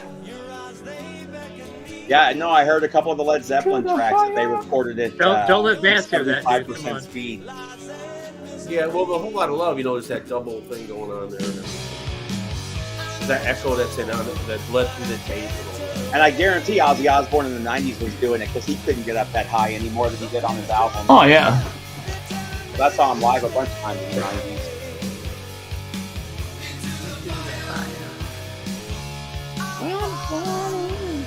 Now, John, we know that you must have about 5 or 6 Dawkins records in your album collection, right? The night is not Yeah, over, I Sam. probably have Squanch. 3 maybe. Yeah. Great. I've seen them a few times. They were opening bands, They opened for Priest on Turbo. This is a good Yeah, track, though. This was- Dawkins it was did like quite a few just- opening things. not on the They- first they- 7 they- albums. Well, No, I don't Mike, find the that guys in song. Slade were pretty happy to get I all that have money. Main Street, and it's not on there. I mean, Yeah, I have Main it's not Street. on I the have Main, first I have 7 Main albums. Oh Street yeah, for Slade support. made a lot of money off of the '80s. Yeah, they were very happy. Cover our songs, please. And then Motley Crue did what? Smoking in the boys' room. What else? They did a couple. No, we don't. covers, We don't. too. Sorry, you guys get to vote. but Mama you Don't get to Dance, nominate. the Maybe, Loggins and maybe Messina. next year we'll Yeah. try something. But right now, maybe next year we'll have a poll. We can do a write-in fan vote. But you guys will decide who goes in. Oh, that's John. That is so not over the top. Okay, because I would just win if my. How No, could that not lose really. to So, anything? but yeah, but I think the we have. subtlety of the lyrics, like a lot of people are ham-fisted. You have to present it. You have to present it though. So, okay. The only problem with that one is, though, are they really hair metal? It's not Yeah, hair metal. it'll work. It'll work. It'll work. In this context, it works. All right. I was thinking that one too, but I was thinking that they kind Yeah, of but were. It's more about They the were big during aesthetic. that era. That influenced the jazz It's go-go the guys. aesthetic, Yeah, you know. Yeah. I do like that Don Cherry trumpet solo on it. It's pretty good. Yeah, that's a standout part That of would it. have Yeah. never happened if it wasn't for that song jumper, though. But are there any actual existing pictures of Don Cherry in the Star Blade codpiece while he's doing the solo? No, I don't think there is any. I didn't think I There was didn't think rumors that. of it. Okay, but you it did haven't so. emerged yet. Mike, and I've said this a zillion times, but I've never heard the term hair metal until the 90s at some point. Oh no, that was We much called it- later. We Yeah. called it glam metal or sleaze metal or LA metal or pop Yeah. metal. 'Cause Well, hair that's metal the- just made no sense because everyone had long hair. Everyone had long Even hair. Yeah, Megadeth had like teased out long hair. yeah, it's true. Actually, in the '80s, I just called it. I thought this was regular metal. Then you had like the thrash and everything else. This This was just straight straight up metal. metal. Yeah. Especially this era. Dawkins, Yeah, Yeah, Rock. but, Even but also Motley the, Crue in video, this the, era video, was the just videos, regular the metal. videos didn't help their cause any at all. Nah, they- Videos- I didn't have MTV, but like Kevin, you are on fire, Yeah, it dude. was metal, but I think like the Metallicas, it was, we called it speed or The Riverside years. Yeah. Knocking the Riverside years. Faster. When they went to Prestige, though, man, they kind of it's lost a their head. derogatory term. Didn't George Lynch and Wes Montgomery do a duet? Yes, they did. Yes. That is Can't recall. documented. What's that? It is documented. Yeah, I can't remember the name of the Well, song. then I heard King Curtis try to get involved in it, and it got to be. Well, that got a little weird. Then I think Yeah. I thought the label like seized the tapes or something like that. So kind of like an Eddie the Cruiser's kind of vibe to it, yeah. I think they did a live thing, smoking at the whiskey or something like that. This is a good time to go get a beer. Oh God, this song. Oh my god, this is the one where he had the quad neck guitar and he would spin. Yeah. It. Remember that? Do you remember Jim Gillette did like a tutorial video for this? How to these sing guys, on? these guys were amazing. You know what, Jeff? I own that. I own the Jim Gillette vocal technique thing. I have it on cassette and video. Yeah, For real? yeah, I do. I own it. It's back there. I have a cassette of it. Fuck. The lessons they had to warm up. He goes, "Ee," and then oh yeah, it is. And it tells you how to do those things too. Like you have to start with the low note and rise to it, and don't be afraid to follow the piano. It's hilarious, but it actually helped me. But Wow. I never sang like this. But I don't think he did either. I mean, really? Come on. train coming. No. They had fun when they came up with this idea, though. Oh yeah, This song is kind of falls in that category of not so bad solo. it's good. Well, that was their whole shtick, though. They wanted Yeah. to take every negative thing about glam All the way to the into one end. album. Yeah. Yeah. Well, Michelangelo Badio with that four-neck guitar, Oh yeah, unbelievable. Yeah, he would spin it and then grab it and start playing. So, John, you weren't at these Nitro shows when they came through Boston? No. No. Hot ticket to get. They'd sell out every night. Yeah.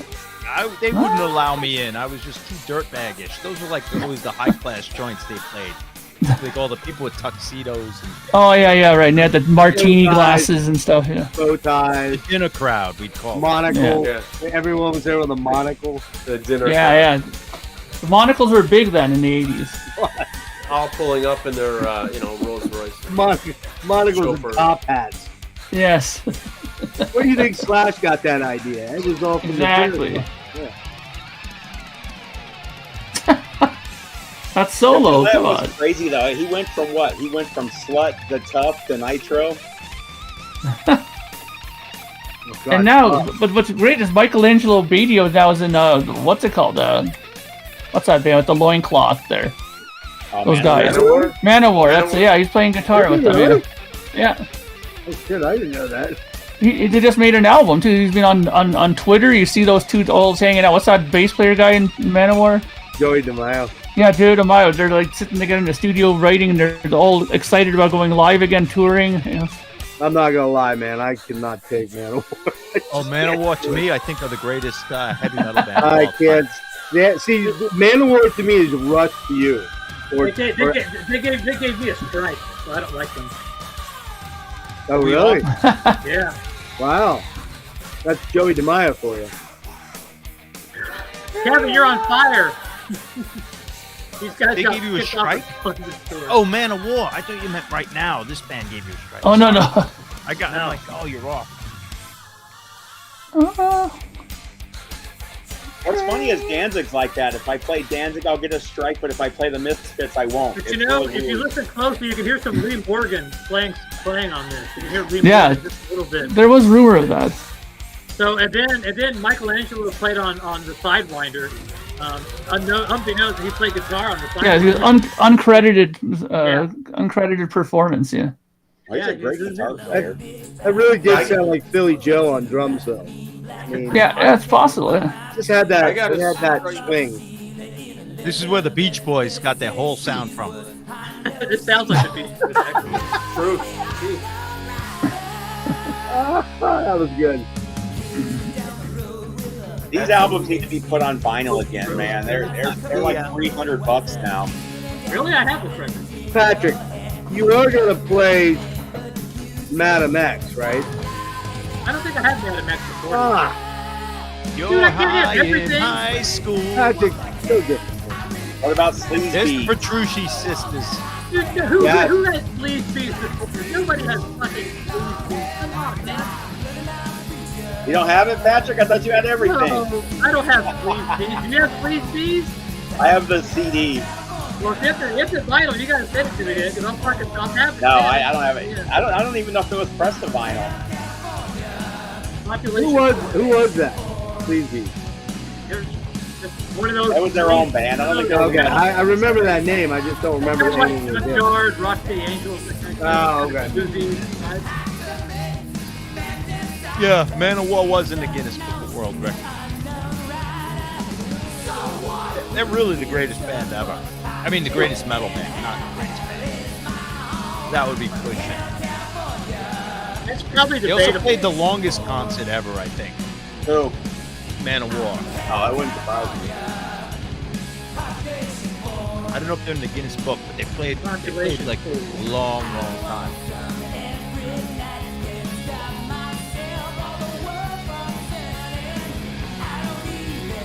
Problem with Manowar was that one bad photo shoot they had where they had loincloths on, and it ruined them forever. But it made Wasn't them. for that.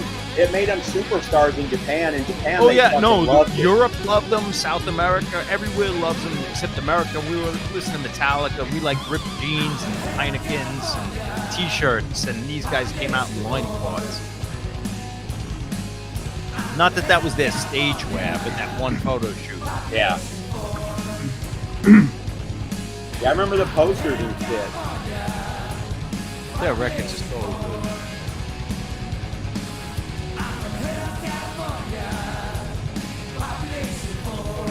What year is this band? 90? So was it 90? Let's say 88. Hang on. I only What were they? vaguely they? remember them. I feel like they were 90s, but maybe they weren't. 19, I yeah, love they're them in 90. the 90s. Yeah, they're kind of the tail end of the 80s, yeah. I think he's singing for Quiet Riot now. Jizzy Pearl. Jizzy. Oh yeah, he is. Yeah. Jizzy. His name is a Tone Poet Hall of Fame. It is. It is. It's Dizzy Gillespie. Yeah.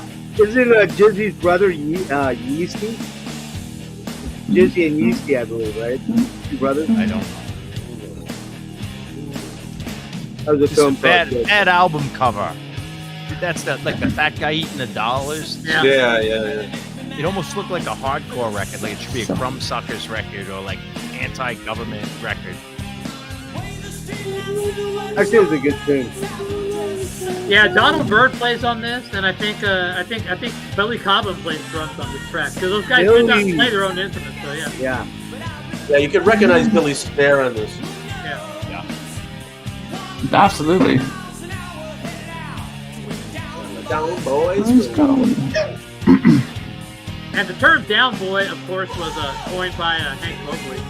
Yeah, and he's talking about when they hang out at the Village Vanguard. Yeah. Go. The Village Vanguard. Yeah. Mm-hmm. A real hot Club spot for the hair metal. Club Wah. Yes, that's another hot spot there. Yep. Vance, you know of their history. I don't know what the down boys are. It was a term coined by Rudy Van Gelder. You know, so It means the dirt I thought it was, bags. I thought it was Hank Mobley. Alley Cats, Alley Cats. Yep. Didn't this iteration of the band do like a 6-disc live at the Wooden Nickel?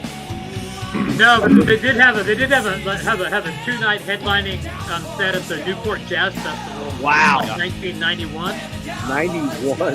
Yeah. Yeah, where was I at? I know. Yeah. They got that start at Cafe A Go Go down in the village. Hey, Lee. You might want to run as fast as you can, Lee. At the Cafe Rainbow. Yeah, we're on the lighter side of things, Lee. Yeah, we're celebrating all things hair metal and jazz combined together. I think we scared Eddie Physical Meteor off. I mean, if I wasn't up here drinking, I'd probably be scared off too. Yeah, Didn't they play this at the Village Vanguard? Who did we miss? What happened here? Who did we lose? Jeff, Oh, what happened? Did Yeah, you get so he'll excited you blame like you. left? we'll blame you. Hey, what's up, Lee? I can't imagine. I wish I would have been in Newport. Yeah.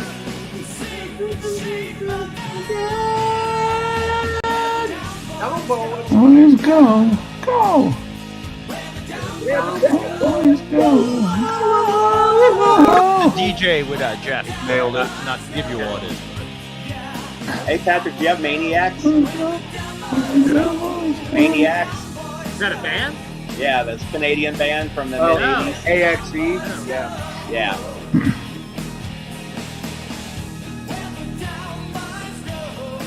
It's not really. Thank you, Alex.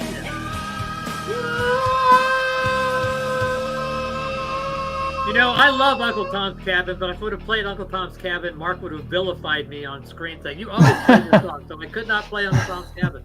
That would have been my song of choice, but yeah. I think that's our best song. I think there's Disco Devil definitely. is probably the wrong stream to jump in, though, to get our personality. Yeah. We're kind of fucking off. Oh, you know what we need, Patrick? We need Killer of Giants from Ozzy. I've got that. Which one from Ozzy? Killer of Giants. Oh, yeah. That's the perm era. Yeah. Yeah, I love that album.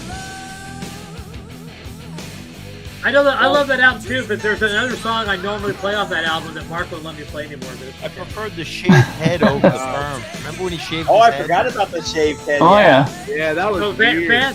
Vance, you will be up after Ozzy Killer Right. of Giants, so just so you know. I had a poster of him with the shaved head with the tattoos out. Yeah, and he was kind of a little overweight at that time. Yeah. You know, it was some sort of day. I don't know. I'm sure Lee or someone will know the story, but I'm Oh, it sure was it a was some bet, I'm sort of sure. drunken dab. Yeah. Or he got lice or some shit, you know. We shaved his head after Randy died. Okay, I didn't know. Oh, okay. I just figured it was some sort of cocaine band. Well, thanks for bringing us down, 66 Mike. and Seaplay. Like, Thanks for changing the mood. Yeah, we were having such a good time, and now look at it. Thanks, everybody. Just so y'all know, this is all for fun. We're not really ripping on jazz. We like all music. We're just having a good time. It's just fun to play this scenario where hair not metal and ripping on- jazz intersected.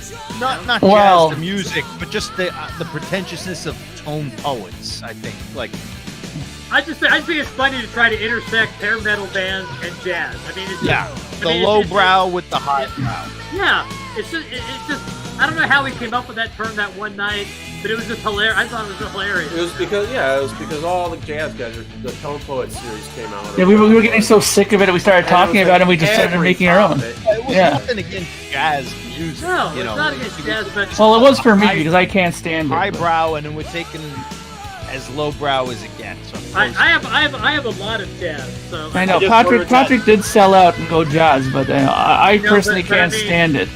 I just I- ordered I that just- Tiger Tails, John. I just remember how funny I thought it was when I we just were ordered talking that about Tiger heavy metal Tails. tone. Oh, you did. Good for Yeah. you. I remember sampling it or something, but just the idea of it is brilliant. The guy had some other singles, so I got that, some Saxon, some Warfare.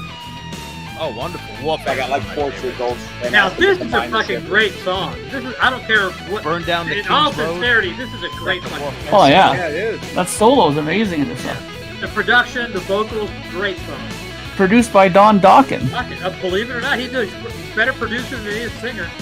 Yeah, That was a Charlie Parker solo, right? yes. Charlie Parker was on that. Yeah, Yeah. Executive producer Chuck Mangione. You know, funny yeah. There you enough, go. funny I enough, heard Maynard Ferguson one gets Kevin paid, mastered too. a lot of these glam albums in the Yeah. mid '80s. Who did? Kevin, what's his name? Oh, Kevin Gray. Kevin Gray. Kevin Gray really mastered a lot of these glam albums in the early '80s.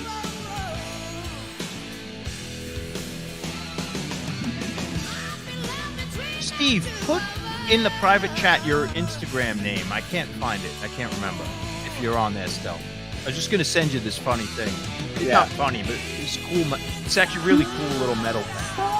I think it's harmless_rebel. Oh, harmless. Okay. If it is, Yeah, then I'll this just guy's find it. one and done basically. There was they had 2 I albums. found it. Okay. What was the second record? I have no idea what it's called, but I remember there was a second one and it did nothing really. It's Yeah. like I a think I just have the few-minute thing. Watch it tomorrow, but it's really Okay. cool. Yeah, I have the first one on vinyl. Sounds great. What bands? That's it. What are you guys talking Oh, about? the XYZ. XYZ. I have this. I have the first album. That's it. Was that Yeah, Terry Eloise? Was that the singer Terry Eloise, or was he? Yeah, Yeah. he can still sing. Yeah. I saw him with George Lynch. Yeah, he was singing with George Lynch. Yeah, the yeah. Dawkins, surprisingly doing the Dawkins stuff. Yeah, yeah. Yeah. That Dave Brubeck riff still says, Kevin, you're on fire tonight. You are definitely the peanut gallery. Fucking Winner. definitely got the spirit of thing. Definitely. Winner chicken dinner. Yeah. Yeah. Yeah. Is it on vinyl or not? I've never seen it. Lee, I sent you it too. It's just pretty funny, like thrash metal thing.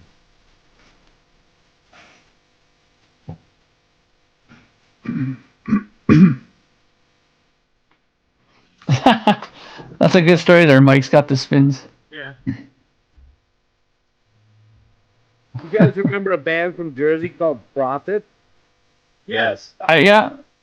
The Cycle of the Moon album? Like, everybody's like, man, Who's that the guitar album. player in that? Who's the guitar player in that? Metaxas? Scott I Metaxas? I love that album. All my friends are metal. They're like, man, you're like a soft ass. I love it.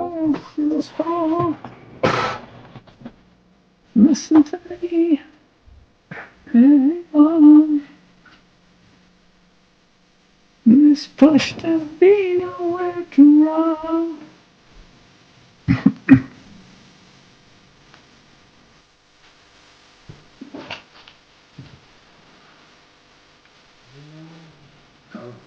We'd want food,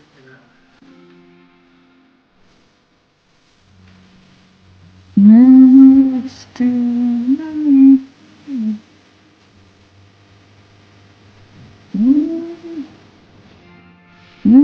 Giants. Looking for song. Yes, I wasn't big on his hard bop albums either, there, Kevin.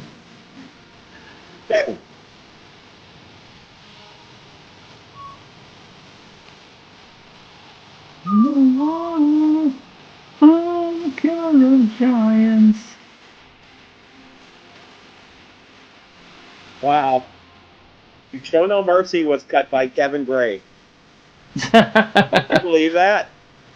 He must have loved that after doing all those poet albums and then going to do that. He did. So he did like the Descendants, their first EP, the first Husker Du album.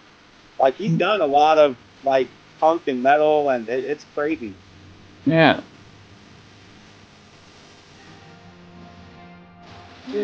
Giants. Song. I didn't know he did Show No Mercy though. That's crazy. That's hilarious. Kevin, you It's like it sounds like it's cared for recorded in a Ozzy's hard pop albums. Yes, I know. His hard pop era is hard to take. Kevin, do you have a microphone? Do you have like a camera? We should have you up for Yeah, Mike, something. I haven't heard this since probably Yeah. 87. No, Yeah, this is a great album, though. I love this record. it was a He did. real let- Wow.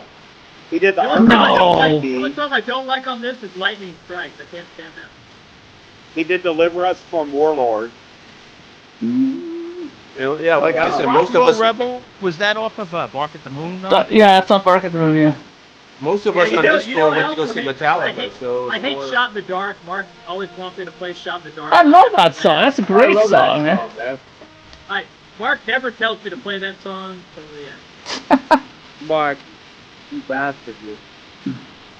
There's not a bad song in this whole album. I love this record. I like Beginning to end. I always It's play not Shot in the Dark. Ireland. You always yell It's- at me. So yeah. Belfast, somewhere in Middle America. Thank God for the bomb. I mean, yeah. That's a great song. Come on. Or Never. That's a great song. I never. I don't think the title track's a great song. This is one of those albums that always surprises me when I listen to it, because I remember hating it, but every time I listen to it, I'll pull it out And like Ron every Nevison produced and I like the whole Sounds like album. Ron Yep. Nevison. Yeah, but it's a good album, isn't it, Steve? Yeah. It's a little more keyboardy than the other two, but it's cool, man. But it has his best guitar player, J.P. Lee. Absolutely. I agree.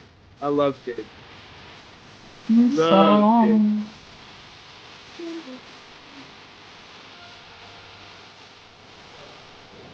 I always love his tone of guitar on this album. It's really good. Are you talking about Dave Payne from Fastway? Yeah, you talk about the same thing, but I sent him and Steve a clip of a metal band, but I think it's Belfast. Well, it's definitely in America. I'm gonna send you that fucking like that private press I bought with like 4 songs. I think it has that Lava song on it. Done. I got it recorded. I recorded it. Okay, I did not go back. I was busy at work. I didn't hear what That's you were talking about. I'll play it Friday. So. Okay. Oh, well, here we go. Sorry, This is hold on, sorry. John, hold on, right? Hold Uh-oh. on, All right. sorry. We almost got a twofer. So, Yeah. you know, he just prematurely shot early. But speaking of that, would be my pick here. Just to quote it here, I never saw you look so good, right? You never act the way you should, but I like it. And I know you like it too. You see how he puts the female, brings her forward. I know you would like it too. And that's why I nominate Talk Dirty to Me, Poison. I mean, you cannot deny that these guys, I think there's another multi-nominee for the heavy metal tone. Oh, for sure. I mean, They're the hottest you know, chicks I've ever seen. yeah, come on, that's the hottest band, right? So it was a no-brainer. That definitely wanted to bring that one out and nominate it early. Talk Dirty to Me. Big influence off Eddie Cochran. Absolutely. Yes, absolutely. I think, Yeah. yeah. And without further CC ado, And Ricky Rocket, I mean, talk about an influence on Art Blakey. Absolutely. Bill's unbelievable. You know, Young John Coltrane used to take the record and slow it down to transcribe those transcribe solos to those his saxophone. Yeah. So, Oh, yeah. they're laugh, big man, but sometimes. it's actual truth. Oh, look at this. Kevin Thurston. Art Pepper came up with that title after Knives, the local peel joint. Yes, that's true. Kevin must be Canadian because he said peel joint. Must be Canadian. Yeah. The only Canadians say peeler for sure. See, everybody says this is CC on this album, but I'm pretty sure. I could be wrong, but I swear it sounds like Pete Cozy. To me, it sounds like Pete Cozy, so I don't know. Who does it Pete sound like? Cozy. Who's that? Nobody knows who Pete Cozy is? On No. the corner, Miles Davis. Man, Oh, that, okay. I thought you were being serious. that was like Yeah, diving, fuck. it was like diving off a 25-foot. All right, You really can't. I should've skipped the I was like going. I thought you were being serious. I was like going. In the old man's sport. I mean, it's just Well- good family entertainment. There you go. Yeah. You know, just Oh, so William, you probably picked a bad night. down in the basement. Just Heavy metal homegrown. Sorry. You know, nothing like mom and dad sleeping upstairs. You get down in the basement, talking dirty. Phone. So, William, just a brief, quick thing. So, tonight we are celebrating the marriage of hair metal and blue note jazz artists and how they created the greatest music known to mankind called heavy metal tone poets. You know, lyrically, musically, stylistically, you know, the apex of music as we know it. And this is so tonight we're going to induct our second nominee in the Heavy Metal Tone Poet Hall of Fame. This is nominee number 2, Poison Talk Dirty to Me. Nominee number 1 was Danger Danger, Flipped Her the Big One. What a great title. It's going to be hard to beat that title. That Flipped Her is, the it Big really One. is, yeah. I mean, that gives it an edge right there, you know. I'm kind of. You don't know what my choice is. So I've got No, 2 we don't. already that stylistically and lyrically can rival both of those. Bad Cameron. Bad Cameron. Nice. See, now Dagon's in it. There you go. He is. In He's the in it. mood. Yes. He's in it to win it. You know, you just got to embrace the craziness, you know?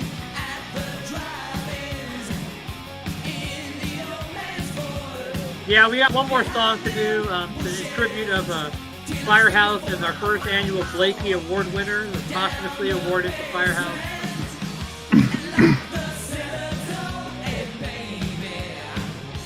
Talking to me.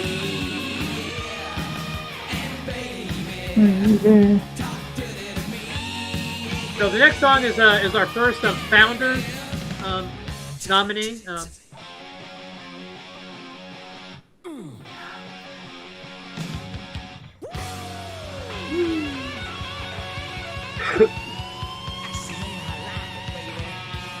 Oh man, I didn't know he died of cancer. Wow. That sucks. Okay, next up we have our Founders. Our first one. Lyrically, it totally fits the bill. Oh yeah, great track.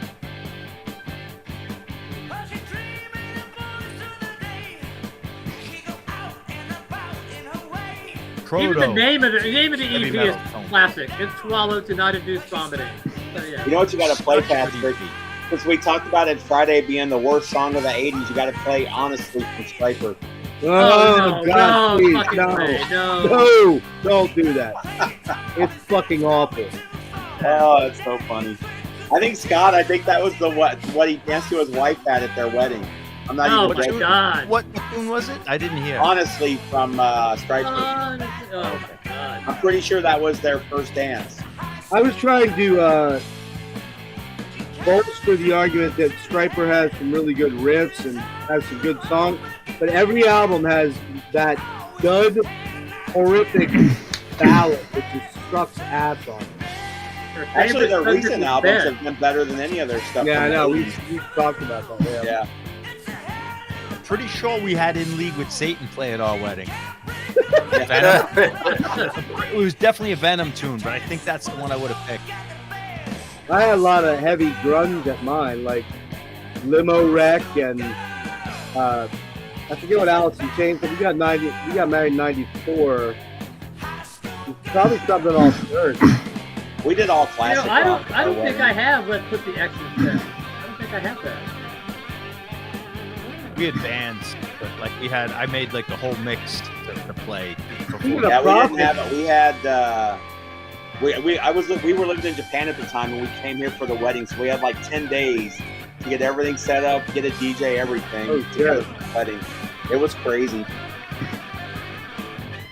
Speaking of Prophet, isn't the singer Eddie, for come Prophet? on, man, have a good time with it. Come on, Eddie, just you can't. No, just I love Eddie's. doom and thrash every fucking time. Okay? I love Eddie's. Yeah, comments. I love Eddie. He's like the 16-year-old me, like still, and I respect that. Patrick, do you have Razor Oh my Maid? God, I have a But Columbia he's not talking Spitfire about- rat- He's not talking about Budgie though. Oh, Oh my that's God. yeah, Kieran. A That's Columbia 6-eye wow. rat reach for the I would sky. like to see a video of Only a that. record That's collector could know what that means. yeah, that's pretty rare. Hilarious. Yeah. Hey, Patrick, do you have to 6-eye, huh? close your eyes from Kicks? Dude, what are with the ballads, Steve? You know, we're not doing ballads. I'm Yeah, just man. fucking with you Dude. guys, man. Calm down. You gotta do something like Contrary Mary, or what's the one about chlamydia on the first album? I can't remember. It is. It's a song about chlamydia. Dicks. Is it the itch? Oh The my itch. God. I got The Itch. I got it. That's a local band. I saw those guys all the time around I here. feel like the Itch was wasn't he taking pictures of the girl? Like he was like was the Itch about Video? venereal disease, or was it like Yeah, it was. Yeah. It was about venereal disease. Taking picture, like, I was taking a picture of her hoochie or I something. was- or what?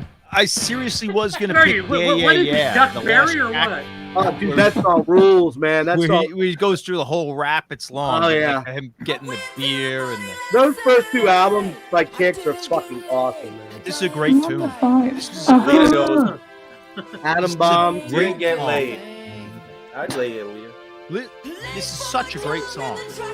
I don't like He was just great. This whole era. Look he at was shit. fantastic. This is a perfect. but just the sentimental song tone. on paper is brilliant. But the production Melody, is super. This might be one of the slickest awesome. songs ever written. The production is so slick. the Yeah. chorus is almost brilliant, like genius level. She looked good in the video too. Yeah, I don't Oh, like yeah. the sound. I don't like the style. I of know the I like song. dancing with you. What's funny is this actually sounds something more like Joan Jett would have done at this time than Lita. Yeah, but Joan Jett wasn't even this good. Like No. songwriter. When I listen to this, I feel like somebody like just polished my car. Or something. It's so slick. It's like this is like the most Someone pristine should cover production this ever. and straighten it out. Yeah, Listen get to rid this of the chorus. keys. Kiss me twice. You prefer the mono of this one, Kumar? Is that what you're saying? The mono? Yes, the mono version. Yes. The dedicated mono, yeah. See, you guys are getting into it now. See, even Kotumar's into it. I love God. it. Great. John, were you thinking of Body Talk? Oh, that's the pictures? second album. No. That's great. Yeah, though. but you were saying about pictures. We talk, Oh, was body it Body talk, Talk? Oh, maybe it is. pictures I can hear. She talk, Yes. body No, talk. no, not Body Talk. Isn't there one where he's taking That's the what first he album, thought. right? Where he's taking the pictures. He's got the pictures of the girls, or I maybe thought I'm that was- confused. Yeah, I thought it was the second album, Body Talk. Yeah, maybe you could be right. I don't know. You grew up with them. I don't know. Yeah, they're in Female Hagerstown, Maryland. trooper. What are you doing? Female trooper. Yeah, for sure. Yeah, they were down in Hagerstown, which is Yeah, 40 miles away. I never saw them live. so they used to play all the gigs. They used to play the place called the Village nightclub up here, which is like the cool hot spot. I mean, Sean and I used to play back there in the 60s and 70s, and Yeah. it was cool. I saw him '84, and I met my long-term girlfriend. That we didn't make it through college, all the way through college, but we met in the line there. Ended up hooking up that night. So. Yeah, I think my At wife that- saw them. My wife saw Kicks in around '84 in Yeah. Boston, but like those first two Kicks records. I will say love they're 10-star albums. Oh, I love it. I think love they're it. fantastic. I kind of was sad they called it quits last year. I think it was. I found out about it like right around when it was going to happen, so I just didn't want to make the trip. Yeah, I think they played New Hampshire. They played somewhere a little far, but I had a friend who went. I think for the last four. He's been twice. They were a working band. They're like Twisted Sister. You know, they earned it because they were there before everyone was signed in metal bands. They were a club band. YNT. You know, these are the real bands, like just slugging it for years until the break. Until it broke, yeah.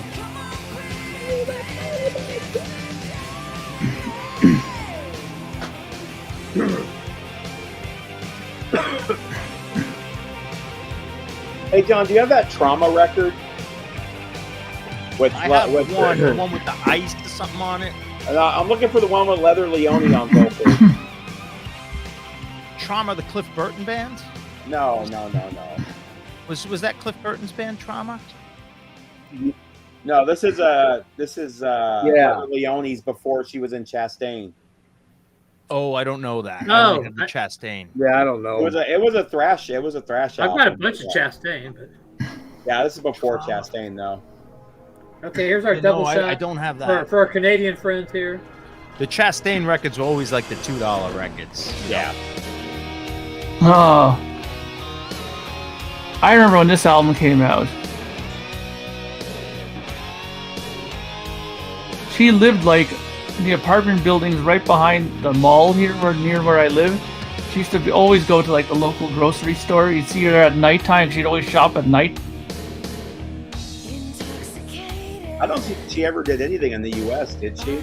No. Not really. She was big at this Not album, big. and the next one did pretty good in She was Canada. a little big in the metal scene, like 83. Oh yeah, Maybe up north. like Metal You Queen guys and are that stuff. Canada. But she faded quick. You know, it was the Yeah.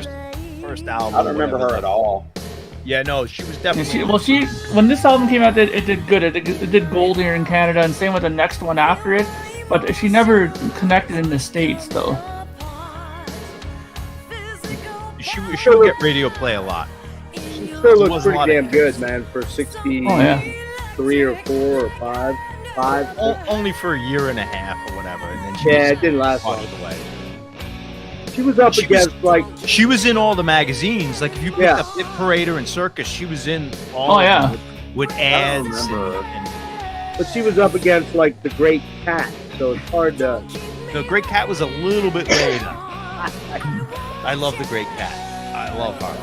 But she was, in all seriousness, she was against, like, Lita and Yeah. Joan Jett, and It was still Joan Jett. Yeah, Right. Joan Jett was still big. Pat Benatar. Sweet talk. Girl school rock artists were also out at that same time, pretty much. Yeah. Sweet talk. Yeah, Pat Benatar she reigned in the 80s. We forget about her, but she's I almost love- like all Oh over. no, she was a queen of the 80s. I yeah. love Pat. She had man. so many hits. She's And her almost, good- not quite, but almost like a Hall & Oates. She was always up in the charts. Her husband's a killer guitar She player. reminded me of the Cars. Like every album would be like 3 Yeah. hits. Off Yeah. of, you know what I mean? And 1 out of Damn. 10 girls at Ridgemont High dressed like her. Yeah. Yeah. Yeah, that's right. Yeah, yeah. Actually, once he mentioned that flashed in my head. All the girls. Yeah. Like, Oh my God, Headband. man! They'll have the headband on. yeah, she was big, Lee. She was in all the magazines. If I had never recorded my Southgate record, Yeah, she was respected with the rocker guys. You know, it was cool to like Pat Benatar. Yep. That would be like, you know, Yeah, because even the rocker guys But wanted she, to do her. if you, yeah, I mean, and then I you know, was- it'd be cool. I to was have you young, with your but girl she or kind of whatever. fit in with heavy metal almost. Like Yeah, it was that's like what I'm that saying. hard rock mix. That's because Neil Giraldo was a killer Yeah, guitar sweet player. talk. Sweet talk. And he was Sweet borderline talk. heavy, hard riff. Yeah, we didn't really worry Because she about would like, be oh, put- this is hard rock, this is heavy Yeah, metal. she'd be Like, put on those, you know, festival shows with the hard rock guys. Yeah, yeah. That's all 90s shit too.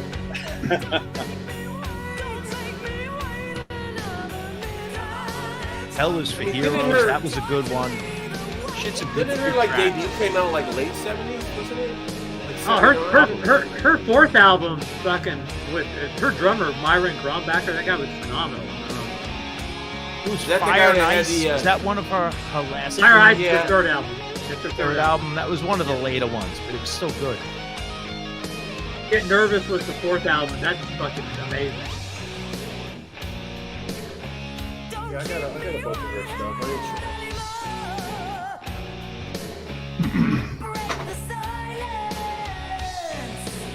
Did a cool I version gotta make my of You Better choice, Run. man. Dagon. Boom, boom. Give you the rim shot. You Better Run was a nice cover. God, I gotta figure out which of these two songs by the same band I want to nominate, man. It's fucking tough. One is like lyrically better. The other one is like stylistically Put it in the private chat what you're debating about, just so we can. No, I don't want y'all to know because then you might Oh, steer okay. me. You might steer me to the wrong one, so you guys win. So I don't want that to Oh happen. no, I'm not going to No. steer you. I just. Yeah, you guys want Whatever. your own shit to win, but yeah. Yeah, you're coming up to present, John. So you're coming up after. Oh, I remember the rabbit. I remember seeing that record. You'll know the song that's gonna precede yours because you like the song, you requested it before, so you'll know. I'll clue you in if you don't know.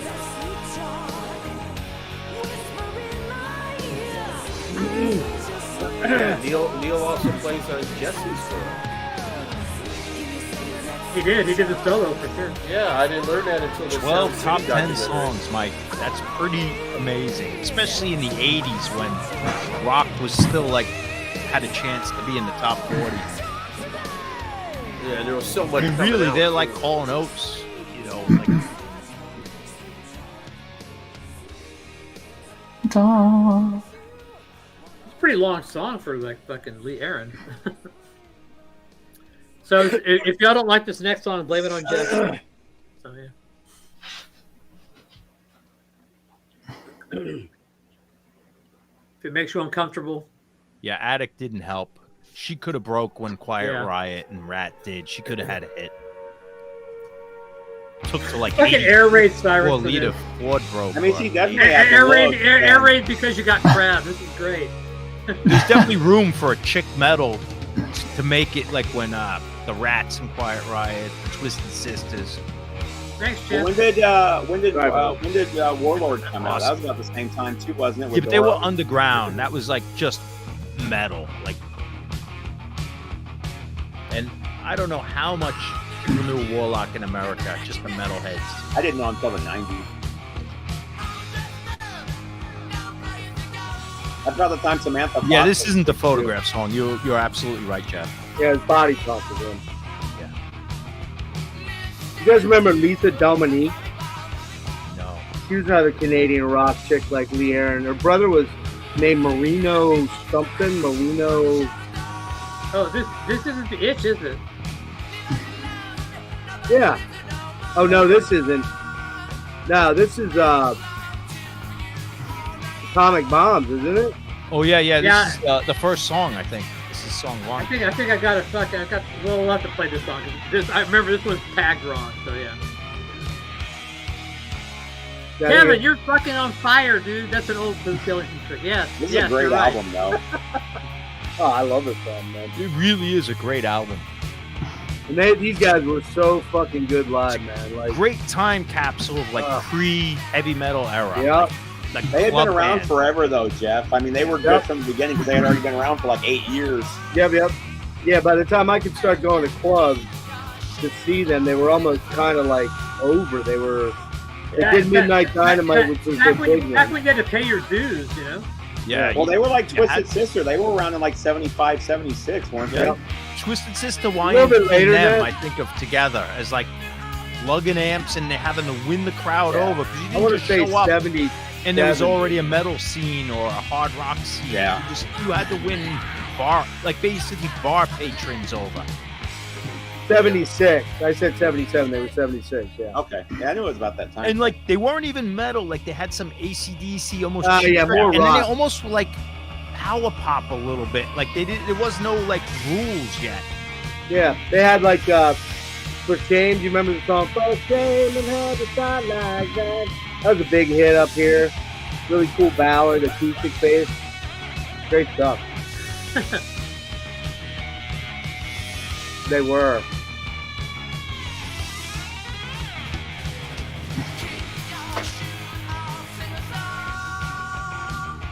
This reminds me of like Sonny Clark in the fucking bebop era. I put these guys in Got that Hanoi head Rock. bobbing.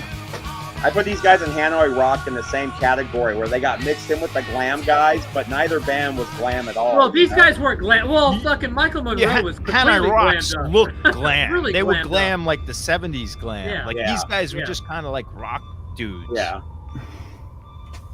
Yeah, these guys weren't glam at all. I mean, Steve Whiteman had like short, crimped up hair, you know, kind of like the guy from Omen. So. All right, John, you're going to be up to present after this Okay. next song, which you'll know this next song. Love it. Love it. These guys could be like Forgot a about this career heavy metal tone poet, you know, Hall of Fame. It's one of my Yeah. favorites. The I career absolutely achievement, you love know? this song. That's why I said you'd know it when you heard it. Like I would be proud to Oh, like Jesus. if I could have written this song, I would be very proud.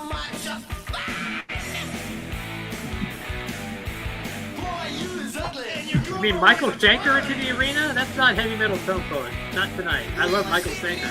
I love Michael Schenker. Into the arena is not a heavy metal tone poet song.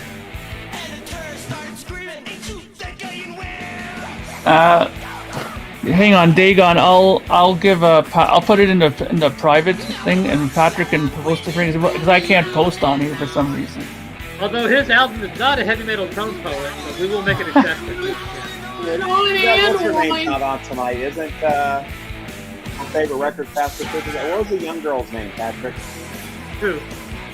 Malia. She used to always request Faster Pussycat. No, she likes Riot and Lily Metal Mack. Church. No. Wasn't Faster Pussycat? No, she liked LA Guns. Oh, LA Guns. That's right. Hollywood Vampires. LA Guns. That's what I was thinking of. Okay, Patrick, I put it in the private chat. Can you put it on for me? No one likes Faster Pussycat except me. You know, Oh, I got this album, man. they were guilty pleasure. I like it. They were the same category as But Britney I- Fox for me. Okay, I didn't know Britney. I hated all the glam and hair metal, Yeah. but I love this record, The Bathroom Wall, Gotcha Number. I'm telling you, man, we opened for these guys in fucking in Dayton, Ohio. I've never seen so many girls lined up outside of a bus in my life, man. And then I saw these guys, and they're not. I'm not gay, but they're not. They're not good looking dudes. No, but they were cool. They had the look. They were sleazy. Hey, Patrick, can you put it on the on? Patrick, you didn't put it in the chat. You put it in the private thing. Well, I don't usually have to copy and paste from there, so hang on. I gotta hang on. Some snippy? Yeah. Plus, we're playing Faster Pussycat. You want me to concentrate while I'm There you listening go. So Dagon, it's right there under PB Dell's post there. I should have requested this one instead of mine. It might have had that. Well, yours isn't bad. Yours isn't bad at all. Awesome band. You're welcome, Dagon. Yeah, his voice is like really That house. great. We saw, what's the singer's name? Pay me Take down. me down. Take me down. Yeah, we down, saw yeah. him. We went to LA and he was DJing at I think the Viper Room, and he was an awful DJ. He played like AC/DC 3 times. It was like all like 101 crap. Oh, White Oh, nice. You Label, got a promo awesome. copy. We were at All right, the come on. John, we you're went up. to the Rainbow, and they had a killer DJ. At least we All right. thought. Hold on. John's making a nomination here. Okay, so this is a heavy metal tone poet because of the subtlety of the lyrics. You know, back when like, you know, the Beatles were just very ham-fisted with their lousy lyrics, like "Do It in the Road" or Eleanor we all Rigby. live in a yellow submarine. Like just awful lyrics. Like it took the artists, you know, kind of underground to raise the lyrics where we got our Bob Dylans and our, even a lot of poetry this influenced.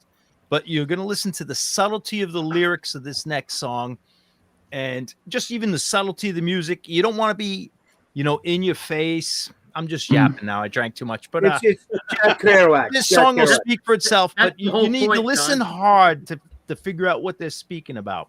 What they're singing Keyword about. on hard. Key emphasis Yeah. on hard. Okay, so But this is art. John's This is nomination no right here. dumb Beatles. Oh shit, we gotta Dylan. listen to the censored version. No.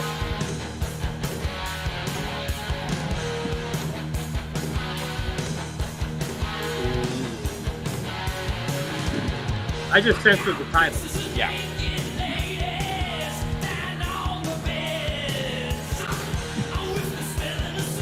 And maybe the greatest 12-inch cover of all time. Oh yeah, for sure. Oh yeah.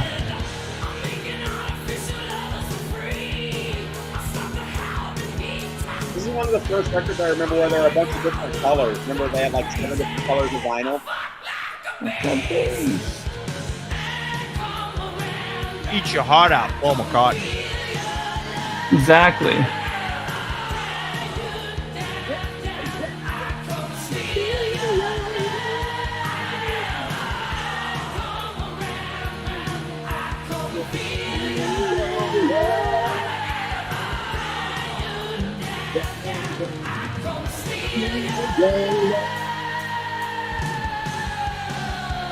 No bullshit though. He was one of my favorite lead singers from that era. Ah, dude, his voice was killer.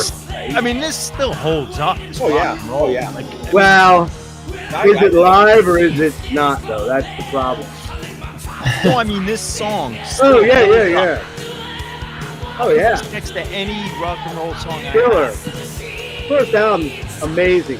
It's amazing Yeah, album. Love Machine. I Want to Be Somebody. I will put that next to Give Me the Stones, your best Stones song. I'm not saying they're better than the Stones, but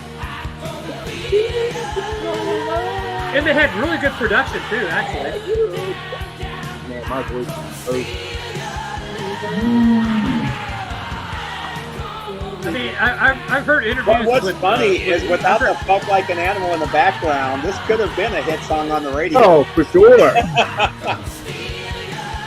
Yeah, I've heard interviews about Blakey. He was a dedicated guy, man. He was in the studio, like not fucking yeah. off. I mean, he was. Well, people don't realize he wrote all of that. He, all the guitar, that's all him. Yep. No, yeah. it wasn't the drunk guy in the pool float. Chris Holmes. I believe Thelonious and Blackie hung out a lot though. They outside of the stage. Yeah. I think it was Chris Holmes that got Thelonious fucking fucked up. He and, got like, his had start made in the it. Glenn Miller Orchestra. People don't know that. Yeah, exactly. Benny Goodman. Uh, Benny Goodman as well. Yeah. When I met Bob Kulick, I talked about the 2 albums that he did with Blackie. And he said that that's the only reason he didn't stay in the band, because Blackie wouldn't let him write any riffs. Like the riffs that he wrote, Blackie would just scrap them and only use the stuff he wrote. Because they were probably crap. They may have been, you know. I mean, how many Chris Holmes solo albums have you heard of that are? Well, yeah, that's true too. It's a great. Oh man, this reminds me of back in the day. Holy shit. Yeah, is this Mr. Roboto? No. No, this is water. Yeah, Mr. I Roboto. heard that It's- weird you verse. I nailed thought it, it's gotta though. be You nailed That's hilarious. Yeah. Hey, how did we get there? Because this is the heavy metal tone poet. This is definitely a heavy metal tone poet. Oh, it is. Yeah. Nobody could deny that. You know what's funny though? I'm not a fan of this song. This album is really good though. It is. Oh yeah. It's hard to believe he went from Vinnie Vincent Invasion to this. Oh yeah. This is way better than Vinnie Vincent Invasion, in my opinion. Because Dana Strum was all of it.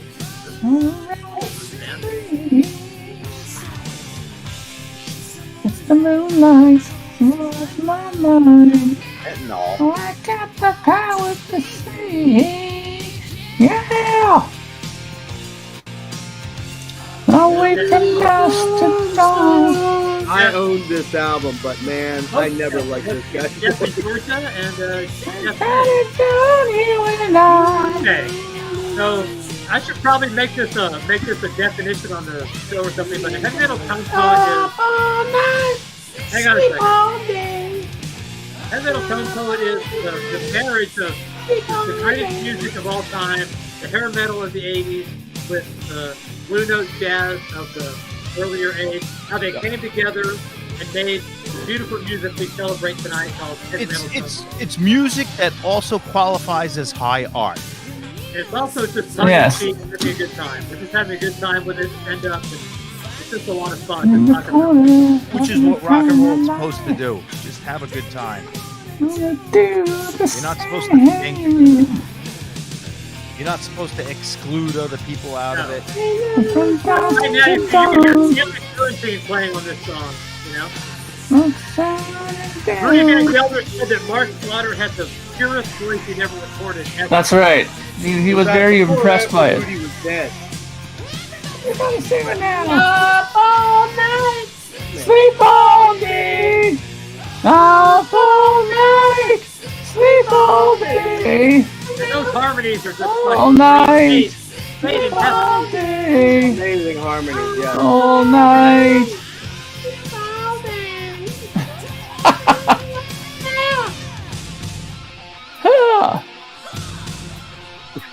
Dorky's like, what? What have I got into?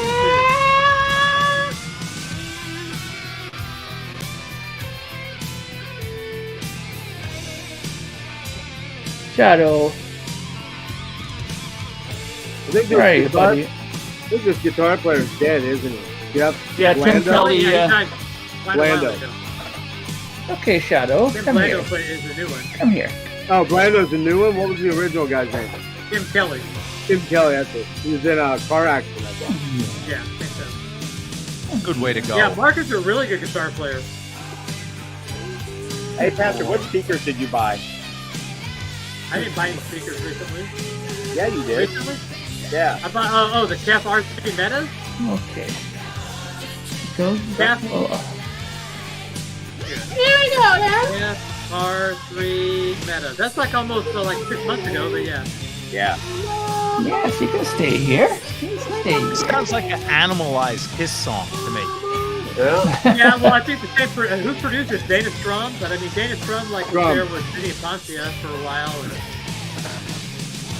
And didn't Not Poncia do the Vinny vocals, Vincent? but the song. You know, it sounds like it could have been on that Animalize era or Asylum. Yeah, it does, for sure. Did Poncia produce Vinny Vincent? No. No, Hang on, I'll be right back. Give me a second.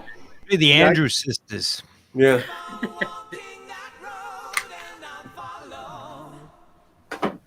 It's okay, Shadow. Hang on. How can we leave out this band for a heavy metal tone? This is Kansas, huh? but the thing No, is, they it's don't. Swedish Kansas. No, Big it's a in- carry. The big influence on Oh, yeah. Manhattan Transfer. The thing about Europe is they never had any real super offensive lyrics. Though.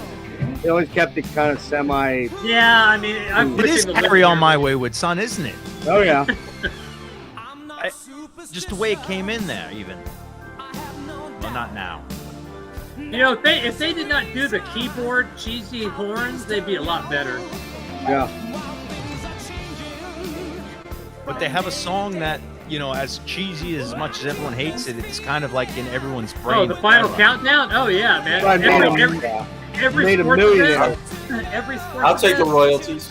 Yeah, Millionaires, exactly. man. Joey Tempest is not They hurting. still for make that. money off of that because every movie that takes place in the 80s, they fucking play Yep. it in the movie. Movie or sporting Sporting events. events. Comment, Play on stadium. Patrick. Who? Lee's Who? comment. Arsenio-friendly metal. That's a what great we're term. celebrating. That's what we're celebrating tonight. We're celebrating everything. Oh, that is, God. That is Kevin. brilliant. Kevin's exactly right, man. War of Kings, man, that is a killer fucking album. Yeah, It's like, I have War of Kings. I thought the production was a little weak, but the songs are great. Songs are really good on War. Good. And John Norm's playing again. So yeah. yeah, it's like a Deep Purple album, like a heavy Deep Purple album. Yeah, they always had that Euro metal thing going. Like, Yeah. you know, I they just were, hated the cheesy freaking keyboard horn. Oh, that's the man. rainbow influence, I think. Like Rainbow. Do not. I think it's like the later Rainbow influenced a lot of that Euro metal where they had that pop aspect. 1 second. I agree. I definitely think it's Richie Blackmore influenced that section, like almost. You know the bands. They're kind of Swedish. A little bit of Thin Lizzy. Just tell A little bit of Thin Yeah, Lizzy. Lizzy. I think your dog is telling us. Shadow is telling us. I mean, you talk about Final Countdown. This song was pretty big for them too.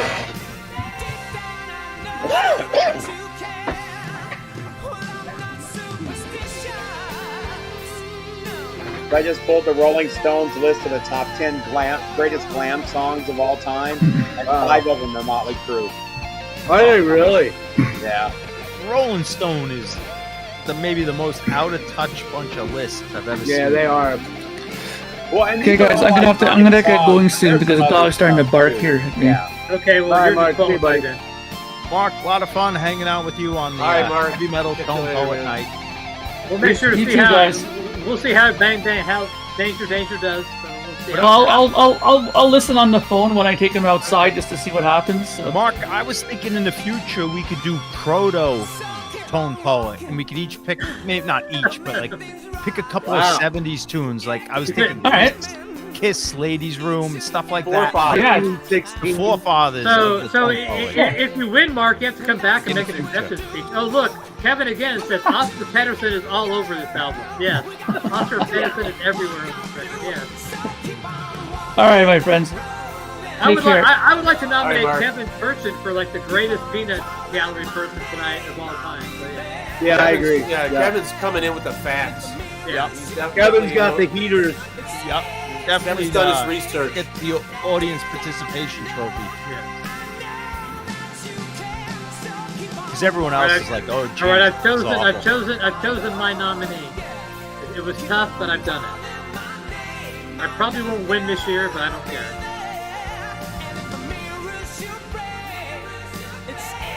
There was two songs from this band I could have chosen, but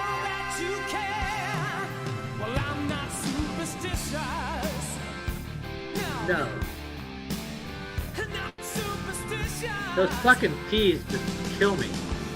Yeah, but I could totally hear like Graham Bonnet singing this. Yeah, exactly. Yeah. You know, it's just because it was later, but had that Joe been Lynn in Turner? like 84, yeah, Joe Lynn Turner. Yep. Got that. Cannot fucking leave this band out. I mean, come on. Man. Oh, This is just awful on every level. it really is. I made out to my first girl to this song. Oh, TMI. Probably didn't last very long, did it? Dude, I haven't even. I'll top that story. My sister. I was had, fucking 8 years old. 9 My years sister. old. My sister had sugar me on her license plate. Whoa. You know, yeah, dude. I was like, well, wait a minute. I won't lie. I saw them for the second time on this tour, but we got to hang out with Tesla on their bus after the Yeah, I show. saw Oh, this wait. tour with Tesla. Tesla we just was went, I great. lied. This was Yeah, I saw it 87, too. so I was like 12 years old. Right. You know, I think I the saw guitars Floyd on the this. guitars on this song are fucking awesome, though, man. The guitars are fucking awesome on this. Well, yeah, this is the That- album they that used was to before- rob, man. They Yeah. used to That was rob, man. before the, before the album just got buried into your head. You know when it. this was just it was like, cringe, all right. though. It was like all the Yeah, bad this was, but, aspects of Def Leppard amplified 100 times. Oh, Yeah, yeah, this is I the mean, after first song High I and Dry, I mean, remember. High and Dry was so good. So fucking good. I love High and Pyromania is great. Pyromania has a lot Pyromania of is a great record. This is Dry. the first song I High remember and that Dry you is could. like the pinnacle. Well, yeah, it They is. were Yeah, right I up agree. Yeah, but I didn't know that. Like, I had to grow older to realize Yeah, High I and Dry agree. stuff. I grew up, I was 12 or 13 when Pyromania came out. So that was massive for 6 months until I grew up. The This is funny the thing first about song I remember where no matter what channel you changed to on the radio, this it was playing. on. It Yeah. didn't matter what format it Yeah. was. This song was on the rock channel, the pop channel, MTV. It was everywhere. This was a show like when we used to just go to concerts to hang out in the parking lot and like just hang out in the scene. Like 'cause we hated The funny thing is, the songs that kind of don't suck on here are side 2, like Gods of War, Don't Shoot Shotgun, and Run Riot. They're all Yeah, great Gods of songs. War was my actually favorite. Gods of War is my favorite song on the album, but Yeah. that's because we heard all these other ones so many fucking times. That's what I was saying. It got just buried after a while. They had the stage in the middle, right? This was the one where Yeah. the stage was In on the the round, yeah. middle. In the round. That was the first time I've ever seen that. Like, I'ma get in it. Are we getting it? You know, that's actually kind of pretty true, their record now. He is kind of emulating Rudy Van Gelder here. Yeah, he is, yeah. The funny thing about this is if you watch was it VH1 where they talked about the album, where they're joking that they would get some new studio effect in the air and plug into the system and they try it and just throw it into this album. Probably did. Just Not a in million. case. Just in case there's one guy out in the peanut gallery hasn't heard, but like, what has 9 arms and socks? Def Leppard?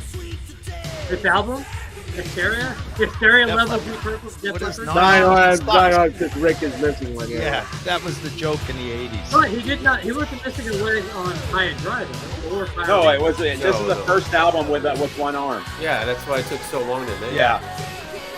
That's why they had that 3.5-year hiatus or whatever it was, 4-year hiatus. I mean, geez, this made them all millionaires. So Oh yeah. Multi. No, I'll tell you, yeah, believe me. This As is much one as of the it best sucks, produced if albums I I've wrote ever it, I would heard. take a Man. royalty It is. check. Phenomenal. It is. It just sounds so Played synthetic, in, though. played in every strip club. I mean, if you play this and Lita Ford Kiss Me Deadly side by side, you'll get a cavity. You know, I mean, the fucking production is so sweet. It's fucking crazy. you know, it doesn't sound so bad now. Like hearing it now, like in 2020. It's not on the radio every single day now. I don't listen to the Yeah, radio, so I haven't heard this. I would probably, and this may be blasphemy, listen to this more than Pyromania. Yeah. But I would listen to High and Dry above all of them. I mean, Oh, for High sure, and Dry is sure. for me. Yeah, I mean, if you were watching MTV at all in that late 80s, early 90s period, every third song was a song off this album or that album. Yeah, they had like 5 singles, so. That was That's more than cool. that. I remember Like, I was The a first kid. single- the first single, Like, Tank. You had Pyromania. Women, you had Animal, you had... Seven Sugar, singles. Was it? Yeah, Women, Animal, Pour Some Sugar on Me, Hysteria, Armageddon It, Love Bites, and Rocket, There you go, yeah. which is Oh how yeah, many- absolutely, Lee. there's Def 12 Leppard- tracks on the album, so Def you know. Leppard have sold 75 million records, and 25 million was just that album. yeah, Yeah. yep.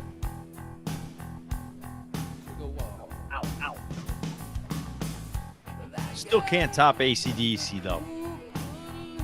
All of the Back in Black Beatles beats, I love how Back in Black beats out the Beatles and Pink Floyd. There you go, right there. Our I back love in it. the green room with the groupies. We had a groupie incident. That's why we started late. Alice was because we had a security breach. Yes, yes. Jocko and his fretless. He came straight from Joni Mitchell, and you know. Briscoe, I am wearing my tuxedo. Let's see. Well, that might be You're like pushing that geoside thing way too much. I was showed it twice. I know. I tell you what, they blew my mind last night. They were fucking insanely good. But you were already a fanboy before you watched. No, I wasn't. That's the thing. I was not. I used to always kind of shit on them.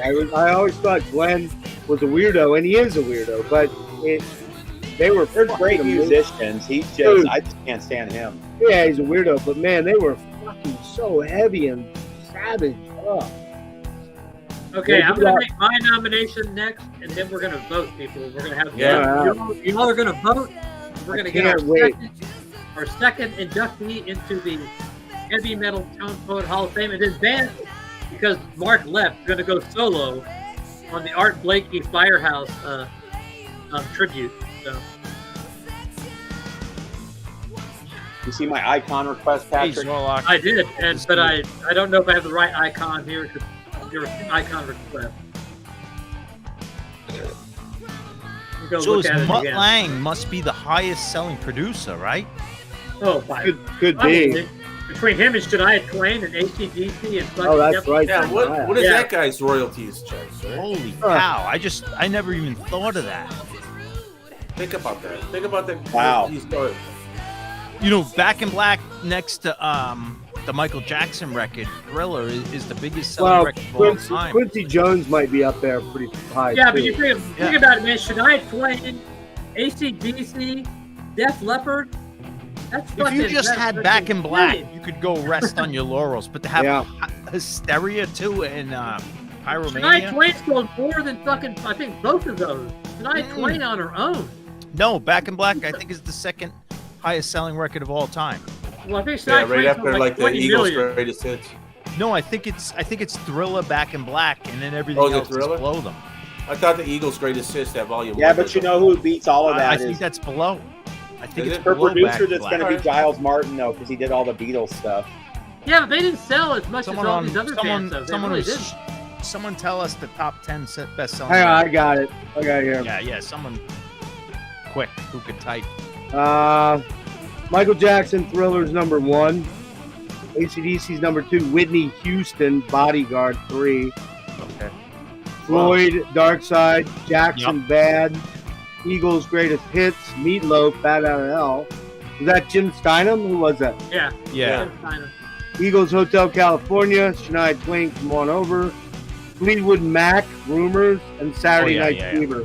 Saturday Night So Fever. so he had Back in Black and Shania Twain Come On Over.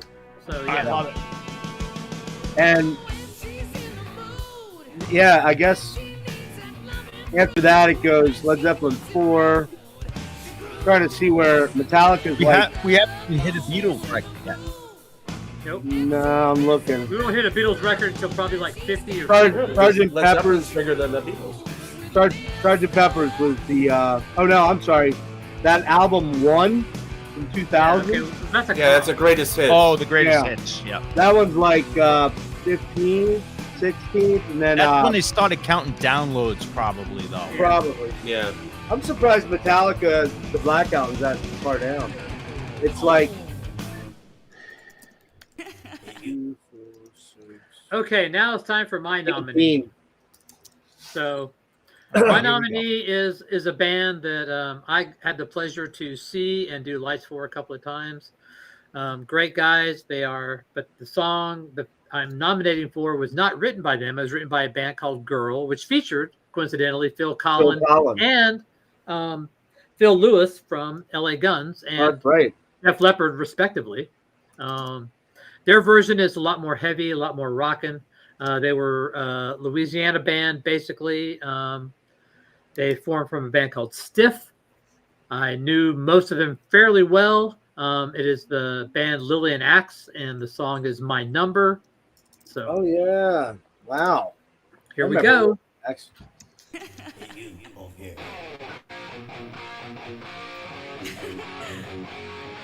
Got the female little giggle vocal there. That's always a Take bonus. yourself down, Patrick. Working on it. There's the guitar pick from the gig when I saw them last week. Oh, yeah. The only original member in that gig was probably fucking Stevie Blaze. Who's that? The bass player looked old, and the guitar player. It looked The like guitar player. The guitar well, player. the bass player was all gray, long gray hair. So No, Stevie Blaze. he wasn't old. If he wasn't original, I'd be surprised. Seemed like two guys. I remember this and the track. drummer. I think Stevie Blaze is the only person who's like the actual and the singer Ron. Ron has his own version of the band, but he has it says Ron. So it's Ron Taylor's really an act. So yeah. The bass had this player, I mean, album. he had long white hair. Like he looked pretty good. It just But the original bass player doesn't play with them anymore. I think that Okay. Rob Stratton was the original bass this guy player, was definitely a veteran of. and the original hard rock keyboard metal. player is dead. Well, they said it was the original guitar player and bassist in the band. So the guitar player is Stevie Blaze. He owns the Steve, band. right? Wouldn't your impression be it was the original guitar player and bass player? Yeah, I thought they said that. The original bass player. Well, maybe not like the guy who was on the demos, but like the classic era. Well, Rob Stratton is on the classic era. You know, Bon Scott's not the original singer. Oh, You yeah. know, that kind of thing. No, I'm saying that Rob when the Halford's singer- not the original when the singer. singer- Okay, well, even if the bass player was there, Stevie Blaze is the main guy. The guitar player, Stevie Blaze, is the main guy. Now, when the singer announced introduced everybody, he introduced them as the two original members. Stevie Blaze. The guy was definitely in his early 60s, and he looked cool as hell. You guys are ruining my nomination. Sorry.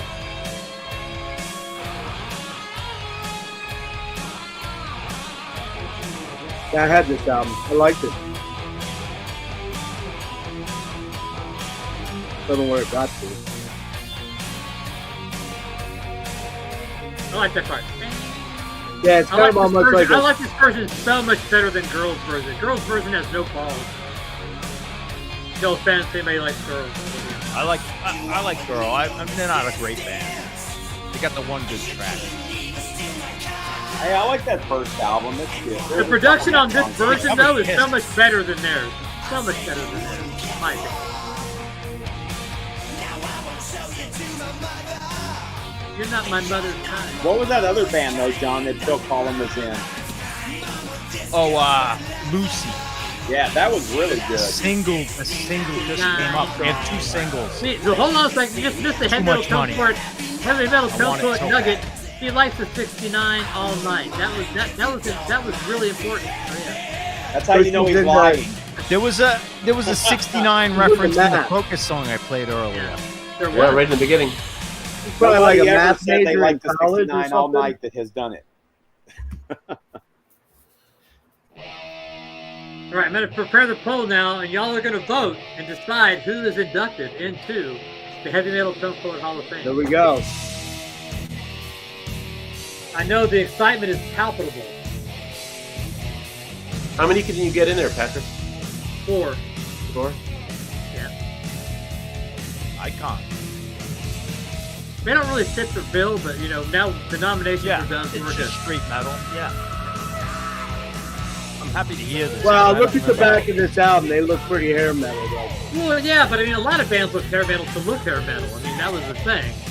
You know, they fucking tried to like dress up Ozzy like a hair metal guy, for Christ's sake. Well, look what they did. Look what they did with Cinderella. Yeah. They were more like Aerosmith than any of the glam bands. Everybody hates the second album, Night of the Crime. I think it's the best AOR hard rock album that was made of that era. It's so good. Well, Long Cold Winter? No, for Icon, Night of the Crime. I love both Icon albums. Love that album. I love that. Oh, they're a hometown band for me. Oh, yeah. Sure. But their styles are so different between the first one and the Very second. different, Yeah, yeah. I still like them both, though. I'm not a big fan of the third album with Jerry Harrison on it. Yeah, they were a different band at that point. So. They were trying to get on like soundtracks by then. You could tell by the way the albums were or the songs were. What are the? Is this the first? Yeah. Yeah. Yep. Second. Third. Yeah. Okay, good. I'm glad I The have it. I don't really singer's remember. the same on the first two. Then he left. I think he became like Born Again or something. Actually, they had another one. Yeah. I mean, this is straight metal. I mean, it looks hair metal, maybe I retro, guess, but yeah. this was straight metal. This is almost Motley Crue. Like, this is straight metal looking at the time. Yeah. What year is that? Is that 83 or 84? No, I think it's late. I want to say 84, 85, and then 89. Okay. They self-released an album called A More Perfect Union in 87. I have You it. can only get it on cassette or CD. I have the CD. It's not very good. Yeah, man. The original cassette's like $100. I almost paid 50 for an unopened. I already told you guys. 84 on the first album. Yeah. 84. Makes sense. That's That's how they look. my senior year. Yeah. Yeah, they self-released that one, and it was only available on cassette until the 90s, and the cassettes are like $100. For the cassette, yeah, you're right. Yeah. It's not very good though. That's the problem. It's just real margin. The band Allegedly, Wexler, Aquilino, Okay, poll is up, people. Tracy Vote now Wallace, to get your... and The obligatory collage. yeah, right. Where every band had to have the collage. That's ugly as shit. Every thrash band had to have it. But Steve, allegedly they've been working on a new album for 3 years. I don't know. They've been saying that for like 8 years, though. Yeah, I remember when they first announced that in like 2020 or something like that. Okay, the poll is up, people. Start voting. Oh man, that's a fucking killer album. We got about 100 viewers. We should get a good number on this poll here. Yeah, like they're all gonna vote. That'd be nice. I want at least 80 voting for Wasp. They don't even fucking talk, man. Why the fuck are they gonna vote?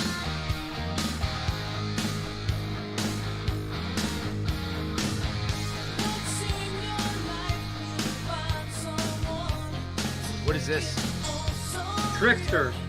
Oh, Trickster. Oh yeah. I know the Came right at the end there, man. They didn't. Well, now the what was it?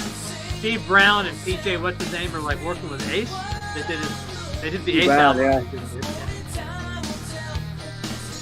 I never really got into this band. Well, No, I I don't mean, think nobody anyone got did. into this band. I don't think anyone did, except maybe a couple odd 14-year-old girls. I mean, you find that Yeah. you see the record, it looks like a hair metal album. You buy it. Nobody got into this band, you know. What, do you have autograph queued up for tonight? Autograph's not a. Autograph's like kind of like they're in that fucking fit middle in. realm. Autograph You know? fit in. Have you I- played Rock You Like a Hurricane yet? They're very No. Van Halen-esque. You know? Yeah. Like, Well, I yeah, didn't know that's- it at the time, but Oh, They have no that's, tie. They have I no just tie talked to about Rudy them in Van my Gelder. Van They Halen have no video. tie to fucking. Yeah, come on, guys. That's how they got. Before they even got signed, they got on that Van Halen '84 That- tour. that And because somebody in the band knew somebody You want me to who play rock. Turn Up the Radio? I mean, On their way to Florida, is when they Patrick. decided on the a Jack. radio is more of Hold on, a hold on, Patrick. Patrick, you said they have no tie to the Blue Note stuff. Are you kidding me? Paul Chambers played that tapping solo on Turn Up the Radio. Get out of here. All right, go ahead. I rest I my mean, case. they're more of a, Autograph is more of a legacy band for me. They're like a proto. Man, we're really coming up with all kinds of rules tonight here. That's part of the thing, you know. It's my thing. You know, I already shit on my Aldo Nova is not as. Look, motherfucker, you wanted me to fucking listen to fucking Transistor by TNT to do a deep dive. So shut the fuck up about rules. You do have to do that. You do have to do that. No, I don't. Well, that's true. You don't. I was Nelson. gonna say, Jeff requested Nelson. That would be a great song to take us out for the last no, tune. we gotta do fucking Nelson. Oh my. No, but as the last tune, the big song. Oh, What I about can't- Rock You oh. Like a Hurricane, the Scorpions glam song? Oh, what a Wait, what great- was that? What was that Oh, Nelson song? What was? Treat Me oh, Bad? you Was guys that know. it? I'm No. gonna choose my own. Yeah. Sarah, my daughter, just flew into Vegas. Love and Sent me, Affection. Mickey D just flew into Vegas. I guess they're doing a residency. The They Scorpions. are. they Yeah. are. She's like, I'd I love think to they're go to starting that. a few days later. I really like their last album. I just listened to it again the other day. It's really good. What's it called? Rock something? Rock Rock. Believer. I love that. Rock Believer. It's a great record. I still can't believe that they put that out. I wonder if they hired somebody to write it. Probably. No. I really haven't listened to anything since Love at First. Well, neither Saturday. have I. But it sounds like their late 70s. That's what I stuff. heard. Yeah. It's really Yeah. good.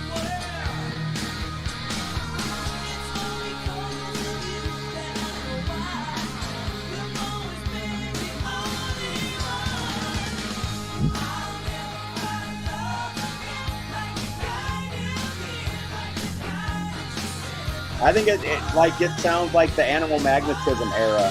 Oh, It that's really a fit good in one. that era really well. That's a good one. Just get rid of Lady Starlight. Don't ever play that fucking song ever. You don't Yeah, like? I well, like I Lady wish they Starlight. played Near Oh Here. God, I hate that song. They I didn't like play that song any better place than the close to it. Zoo. What? I can't stand the Zoo anymore, Oh, man. that's That- a good lord. Yeah. My favorite song there are Lady Starlight is great, no matter. It depends on what pressing you have. the chick song, man. It's like when you want to like. Well, every song we've played tonight's a fucking chick song. What Well, are you that's a talking good about? point. Yeah, that's a good point. That's why they played it, because we got to get girls back, you know. That's a good point. Yeah.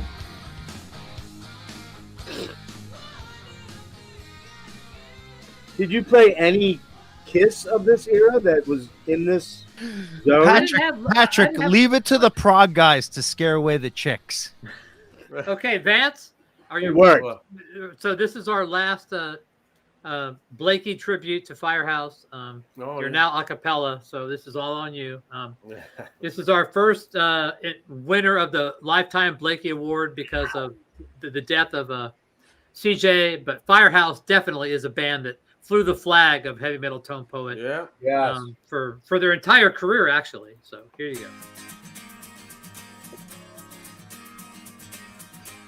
Little story about Jack and Diane. How irreverent can you be? See, influence Mellencamp, everybody.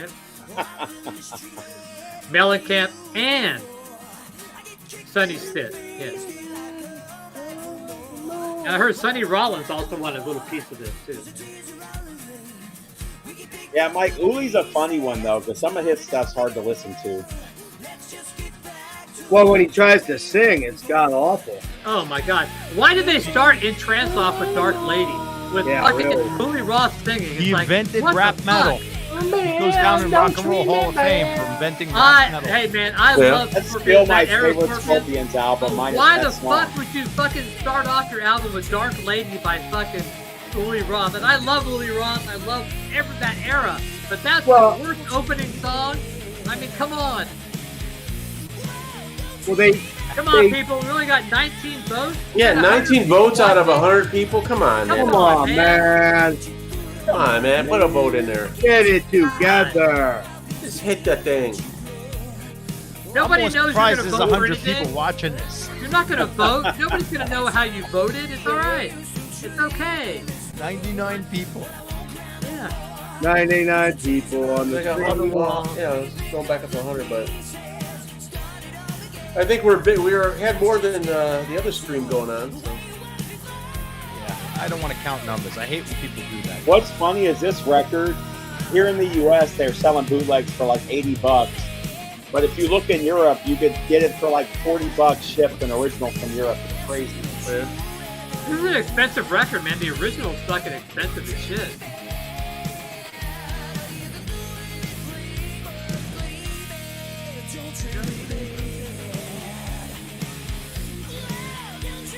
This is pretty bad. It's not it's definitely not a complex fucking. Oh, John, Yeah, No, don't but out of think all the about songs we anything. heard, like, And we've heard some bad songs tonight. These guys were more of an MTV Good band, to though. be I don't bad. remember them on the yeah, I radio think at they all. were like, straight get signed straight to they video got without huge radio working the play clubs. here. Oh, This here they, song I heard I a lot. remember them from MTV. I never heard them on the radio. I heard this we had song. we had a station called The Blaze here, and it was like they were playing like the hair band, and yeah, these guys. They were Oh, Jersey, yeah, right? It's not like BTO right there. It's not like Hair Pop metal. Turn Over. Yeah, Right? Yeah. I was trying to think of the 70s song. BTO, man. That was Yeah, you BTO called for it. sure. Yeah. You ain't seen nothing yet. Yeah. They were Jersey band, right? Jersey? Trickster. Yeah, I think they are because they're working with. Yeah, Ace Trickster Frehley, was out yeah. of Jersey. No, I think Firehouse. I thought John Bon Jovi had something to do with them, or No, Firehouse, not Trickster. No, they're from North Carolina. They're from Oh, Carolina. really? Oh, shit. Yeah. See, this is going on the same time as Corrosion of Conformity.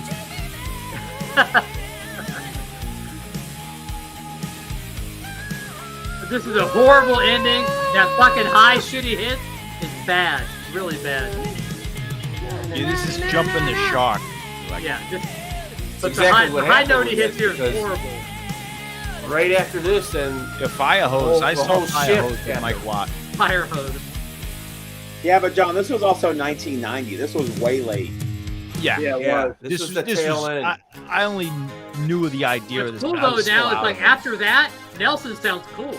So yeah. Yeah.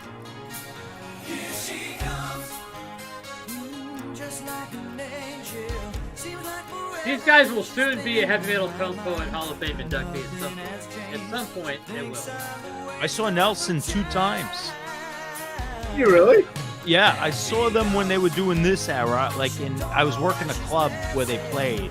So it was like 91 maybe. I would say that too, John. And it was all girls. And then I saw them again, Oh, yeah. and it was a fantastic show. They did a tribute to their father, Your dad, that's yeah. cool. where they showed videos, talked about him, and then they'd play like his songs like traditional style, like rockabilly. Yeah. And then they ended up doing their last, their big hit there, what was the big hit? The ballad, like. This is it. No, they had Yeah, they did have another one. there was another one. It was more sentimental.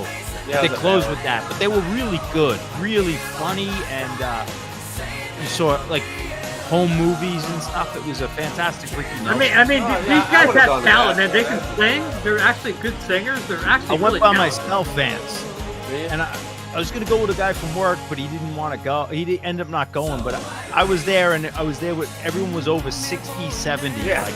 And I was the only guy, and I'm like, love Ricky Nelson. Is he still alive? Ricky Nelson's not alive, right? No, he died No, in plane Ricky crash. Nelson died in the Oh, he's early- the one that died. Okay. with Stephen Schnee's high school buddy was in the band. Oh, Wow. really? How do you live up to that, though? I mean, no matter how good Nelson was, they would never be as good as their dad was, you know? Yeah. Who had 2 decades of #1 hits. But they were really cool. They had it was a great show. What was giving Ricky Nelson's hit? Oh, Rick he had Nelson a bunch had all more three. hits Jordan than Party. anyone. Jordan Party was his big That was contemporary. Veda. Contemporary. That was Ricky like Nelson. familiar. Ricky Nelson at one point had the #1 movie, #1 TV show, and #1 record. In the same time. That's how He big was, he he was. was kind of like the Elvis, another Elvis sort of. Oh yeah, absolutely. I know who he is. I just don't remember any of his Yeah, you music. wouldn't I never- remember. We weren't born. I think Poor Little Fool was probably his biggest hit. That was a big one. What was it called? Poor Little Fool. Poor Little Fool. Yeah, I don't know it. He did Traveling Unchained Man. Melody too. But he Like had one of the so real many in the popular, 50s. one of the big popular versions of Unchained Melody is him. Not like the Everly Brothers or the Righteous Brothers. Whoever the fuck did that. Everly Righteous Brothers? Righteous had. What? I think The Loving Feeling? Everly Wasn't Brothers that had more the hits, Righteous though, right? Yeah, that's Righteous Brothers. Love the Feel. That's later. That's like the Blue Eyed Soul stuff. It's actually a pretty good song. Yeah, we got 33 votes. Had 100 people watching and 33 votes. You fucking Yeah, pieces come on. of shit. Let's get 50% here. Cover of Life magazine. Yeah, Rick right. Nelson, baby. What year is that? Oh, probably 58? 58. I don't know. It doesn't say it on it. Gotta be 58. Yeah, but I mean, he was there in like 56. He was the original heartthrob. Well, Nelson Matthew Montrose. Gunner's hair were fucking extensions, so yeah.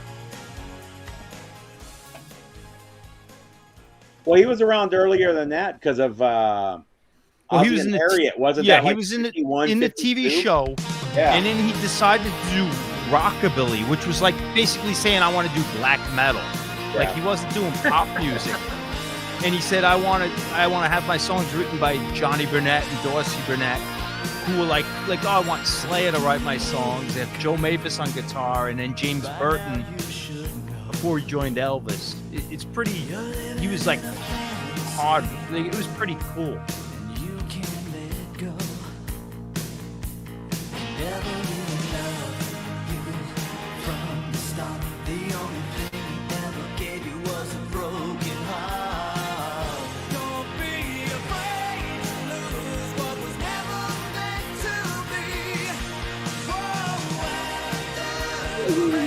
Actually, I do remember this song. It Yeah. turned into a Nelson listening party.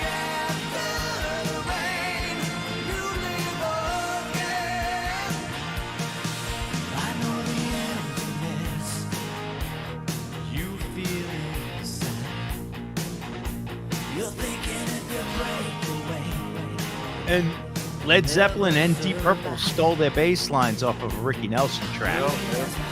Black Knight and what's it? How Many More Times? Yeah. It's off of Ricky Nelson's version of Summertime. Asian Plant definitely fans of Ricky Nelson. Yeah, oh, they're big Ricky Nelson. That's no lie.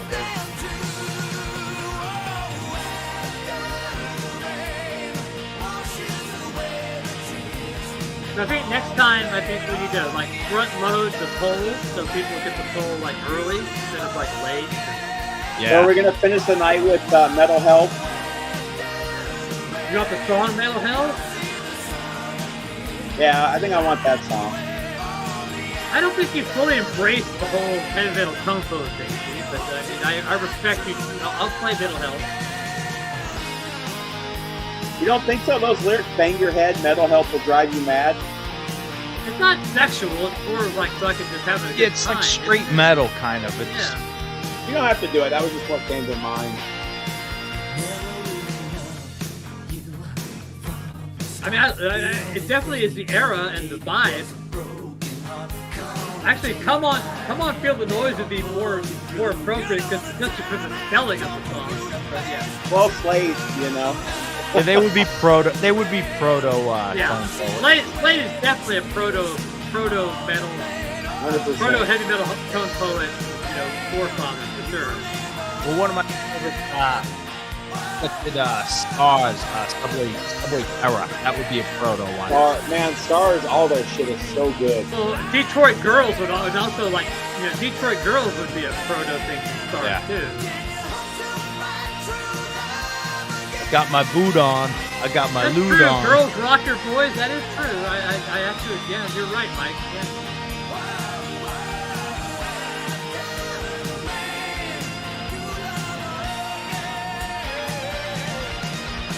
So what's our vote currently is Danger at 23%. Mike, the Poison. second one's more politically correct. What round? Wasp is ahead at 34%. That's what I thought. Got 35 votes. Come on, people. Let's do another. What about Keep Shaken going, Street, Patrick. John? That would kind of be proto glam too. Hey, get another 15 in there. That's Does that- 50%. That Shaken Street Yeah, album. come on now. Yeah, that's a good rock record. Actually, I didn't choose yet. I'm gonna go. There we go. There's no right or wrong answer, people. It's all good. It's all. Oh, How good. much it's all longer are you solid. going, Patrick? All the I'm solid off tomorrow. pieces. Not much longer. Maybe 20 minutes. All right, then that's enough for a beer. Go for it, Don.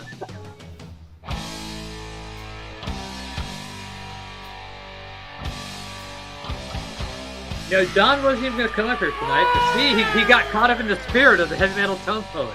And once it hits you, it's already it's in your blood. It's over. Yep. Steve, you want some food? Hang on. Come on, people. Let's get some more votes in there. Just pick a song. Come on. I already voted.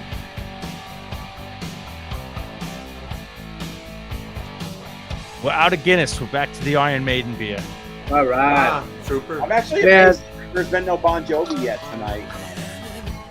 John, I was at Decibel Fest last night, which is Yup. in Philly. It's I like saw the some footage of yours. Oh, okay. And then we had this. They fucking mind fucked me. So we walk up to get beers. There wasn't one beer under $12 for a can. First of all, Wow. I bought around. My friend Rick bought around. The other guy bought around $157 for 12 beers. Yeah, I believe it, man. We don't buy rounds anymore. I'll buy my buddy, or like if someone drives me, I'll buy them both beers, or I'll buy a beer for a friend, but no more buying rounds. But, We did it that night because it was special, because some YouTubers in the metal community flew in from Ohio, Chicago, and we're like, you know what? So we're going to be doing Maryland Death Fest in a month, but you can go to local bars. You don't have to drink there. You know what I Yeah, mean? right. Like before you go to the band, you can drink before you go in, and maybe get one. just nurse. I used to go to like this rockabilly, like in Vegas. I used to hang out, and I was one time. Maybe not just one time, but I said I'm buying everyone at the bar beer. Everyone, people I didn't know. I was like with a whole bunch of friends. Kevin, you're still on fire. And it, Yeah. you know, it was like $40, and like everyone Exactly. was like $1.75. But I bought strangers. I said everyone at the Yep. bar, whatever you want. Like I did that once. I won $560 in the slots in 1985 at Club Taj Mahal, of all things. And I bought everybody at Fred's Tavern in Stone Harbor around, and it was about $60. yeah, Now, if you tried to do that, it would cost you like literally. yeah, I wouldn't have enough money in my account. Yeah, well, you wouldn't, exactly. But I couldn't fucking believe that when the fucking bill came. I'm like, is this right? And he's like, yeah, man. I'm like, you know, and he opened all the beers, so it was like I was about to go, you know what? It's too late now. Yeah, I don't mind $10. I pay some of the places. I pay $10 a beer. That's okay. That's 12's a lot. When Yeah, we but you were in know it- Raleigh, it was $25, but it was 32-ounce beers. It was like, oh my god, dude! Yeah, I had the two of arena- those, and I don't remember half the night because I got too fucked up on 2 beers. Yeah, the arena shows. I hate. Yeah. I hate. They don't do it. Oh yeah, it's like anymore, here it's like $15 for a Bud Light 16-ounce can. They I'm stopped not- doing the No, they do. 32 I ounces, now think it's all they're the small ones 24. again. They're two Or beers, maybe it's right? 24. Yeah, maybe I don't know. But still, But the thing about all these beers now, these craft beers, is hardly any of them are 4%, 5% beers. They're all No. 7, 8, 9. So Yeah. you drink a 14-ounce can or even a 12-ounce can, not a 12. How much is in that, Pat? How many ounces? 16? 9% fucking alcohol content. It 15, rules. right? That's probably 16 ounce. Yeah. No, it's like These- this is like 1 pint and 16 ounces. It's like a 20 ounce. No, well, they weren't that big. They were like 16 ounces. So by the third beer, man, I was fucking feeling no pain. I had to stop drinking at that point. I Yeah, don't- but you don't I drink don't remember professionally most like of we that do. night. You don't drink No, professionally. you're right. I like we don't. do. With those 32 ounces, I don't remember the rest of the night. I was fucking gone. Yeah. I had to drive home from Philly. I had to stop when Dying Fetus came on at like 9 o'clock. Yeah, Mercedes-Benz is ridiculous. It's like $19 for a small beer. You're better off getting mixed instead. It's like $14 for a double I'm jack. not buying like Hey, Eric. venue beer Good to see for you, like brother. $12. No, not Now, happening. Eric, these weren't fucking buds. They only had craft beer at the Decibel Fest thing. Yeah, It that's was not- the problem. Some of these clubs only have craft beers now. Well, Yeah. But hang on. In fairness to them, the Decibel Beer and Metal Fest is about craft brewing. It's not about bringing you Budweisers in. So I probably would have drank shitty beer for $7, $8 a can, but they didn't give you that choice. It had to be these special beers. A lot of the festivals too, they're sponsored. Like when I went to Rockville, it was all Jack Daniels and I can't remember what brewery it was, but all the beers were like, it was like the 5 beers from that brewery, and that was it in the whole venue. This one had, I think there was like 14 beers there. Yeah. They had, Steve, you know Tomb Mold? Do you know the band Tomb Mold? So they had their special beer because they were playing. They had a deicide beer. I can't remember the other one. I didn't get a chance to go. Bruce Dickinson has a bar in Brazil near where my wife's family Ooh, lives. my number's making a comeback. But still, Wasp Animal is like way in the lead, people. That's because Yeah. they're familiar I with kind of it. You know, expected that. a lot of people don't know Lily Max.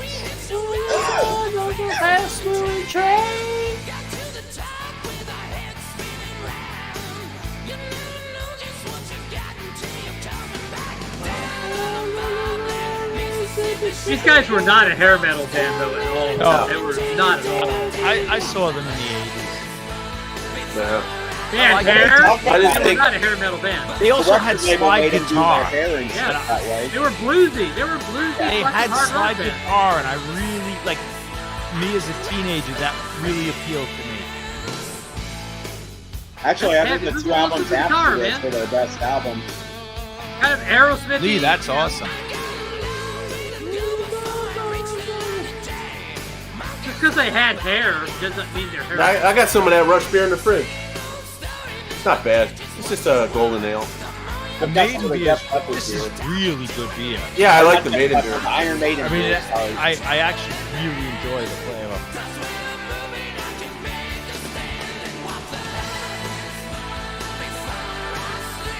I only had it at the show, but King Diamond had a beer. I think it was like some Shirley Beer Company or something like that did it. That was pretty good. I wonder if you had that at the Mercer Pig show. I can't remember. I've seen some. I was at some shows where there was custom beers, but I just avoided it.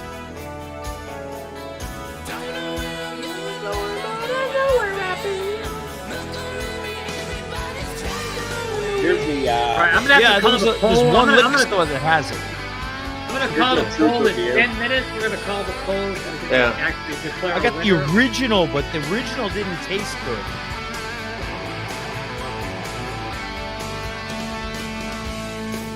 That was the first one that came Yeah, out. yeah. But I I couldn't didn't find that actually at like the time. this one. I Yeah, like that's a that every different country can. they have it in. They have the flag from that country, though. Oh, okay. I was gonna say I haven't seen that can before. Yeah, this is the one Yeah. from Brazil. But like I said, Oh, he cool. owns a club and he owns a bar in Brazil, and they have this there all the time.